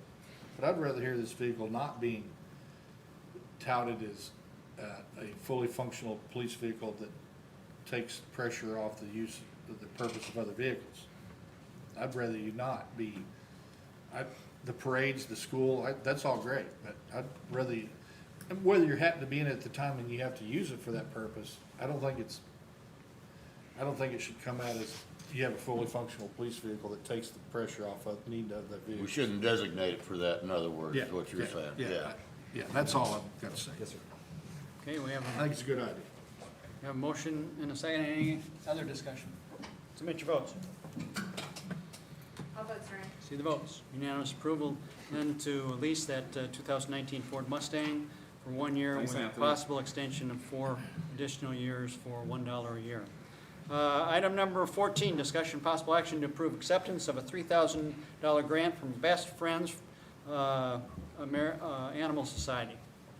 Okay, this was a random questionnaire that animal control staff found, up to $5,000 grant. They applied, they got $3,000. Awesome. So that money will be used for food, supplies, improvements in the shelter, whatever. So moved. Second. Motion and a second. Any other discussion? Submit your votes. All votes are in. See the votes. Unanimous approval then to accept the $3,000 grant from Best Friends Animal Society. Item number 15, discussion possible action on approving Chief of Police to notify the Oklahoma Attorney General's Office of Opioid Abatement Grant application.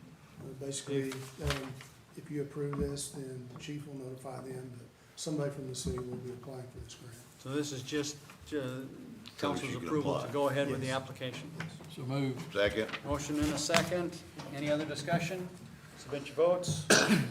All votes are in. See the votes. Unanimous approval then to approve the chief to notify the Oklahoma Attorney Generals of that grant application. Item number 16, city manager report. Yes, Mayor and Council, last weekend was the final Red Brick Nights of the season. Despite there being an evening OSU game, we did have a decent crowd come out. We had a great run this summer season with Red Brick Nights. Great work on all the partners, both staff and community. In addition to that, this weekend, we have the Downtown Downbeat, which is one of the artists from Red Brick Nights will be there with some jazz music at the shops Saturday evening. Last week, Monday and Tuesday, Justin, Shonda, and myself attended an economic development conference in Oklahoma City. During that time, we were able to make great contacts and learn some great info in reference to film, Department of Commerce, economic incentives, industrial park development, et cetera. It was the first conference for economic development known as Select Oklahoma. Great conference, well worth the time and the commitment that we spent there. Coming up this weekend, you've got the Logan County Fair. In addition to that, you've got the rodeo at the rodeo arena. There's also a car show at Mineral Wells. Something to keep on your radar, next Tuesday, we have a special workshop scheduled to discuss the pool at Highland Park. Staff has been working pretty diligently to make that a productive meeting for us. 6 o'clock, we'd like to meet at the park and take you through the pool, the bathhouse, and the chemical house. Yes, sir. Should we bring our swimsuits and dive into the concrete? Next Tuesday, next Tuesday, 6 p.m. And then after that, we will come to council chambers where we'll meet both with John Wolf, Bill Myers, Dr. Simpson will be here as well to discuss potential partnerships. In the meantime, Tenny has reached out to several pool contractors, people who have actually built pools and can tell us how it works. We've had some good success there.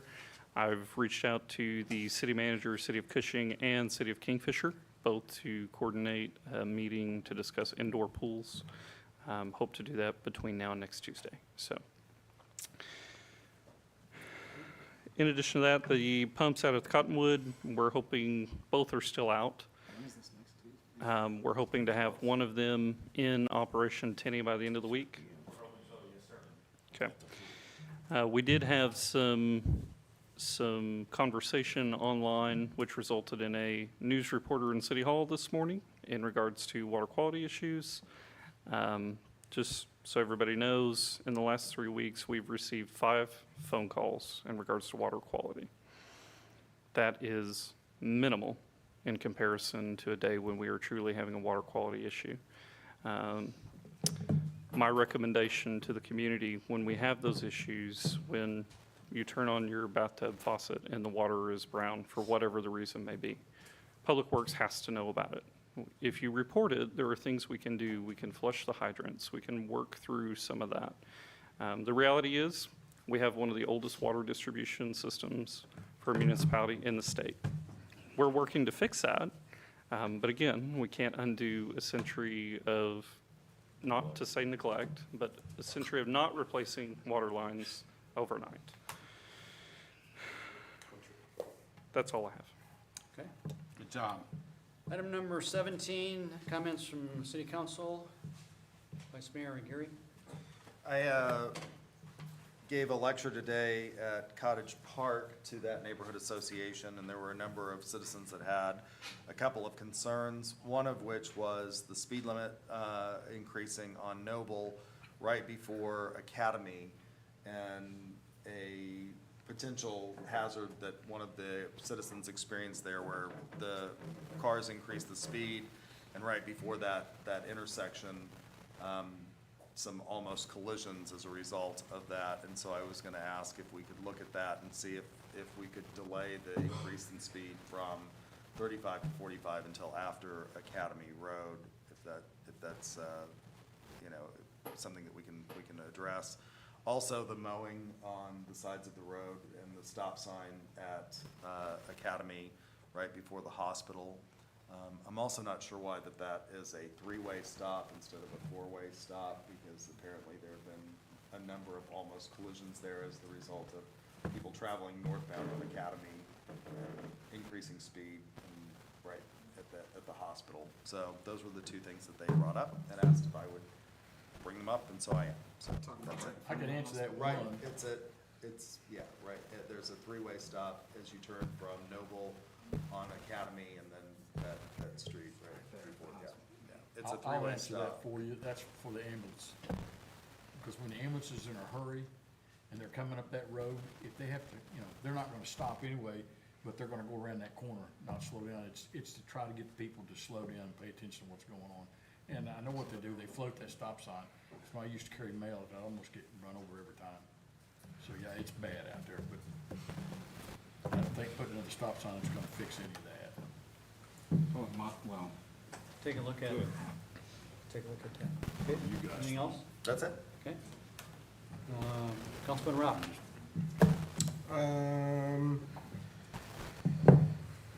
No, I think I probably said enough tonight. I would just like to say I appreciate everybody, I'm talking to council, for listening to everybody. And as far as how the session goes, I can't ask for more from my fellow councilmen, so I appreciate that. The ones who voted no on it, I don't think you hate animals or anything like that. And, yeah, so, thank you. Councilman Guthrie?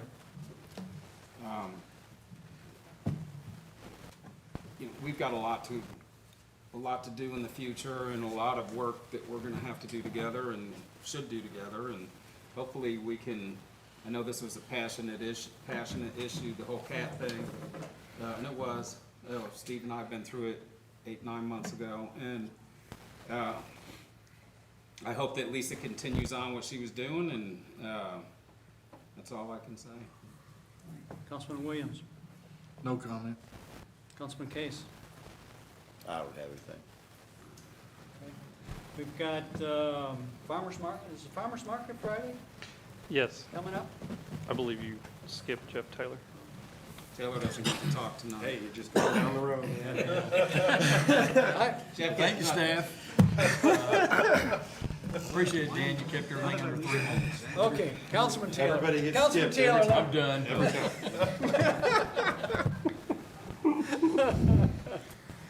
Oh, I'm sorry. To answer your, You don't have a list? I was marking it off. I don't know what happened there, anyway. to answer your question, Mayor, the first farmer's market was last Friday and was very well attended. I think we've got a good thing going on there. Tammy Riggs and the team, they've worked diligently on that, and you'll have it every Friday from 5 to 8 p.m. Okay, great. All right. Very I good. do actually have one question. Okay. Officer Gibbs, have you got to put that Sea-Doo in the water yet? You actually had a boat, enough water on the ramp to get it in there? Okay, great. Do we get to come play with it? No, it's a big no. Okay, number 18,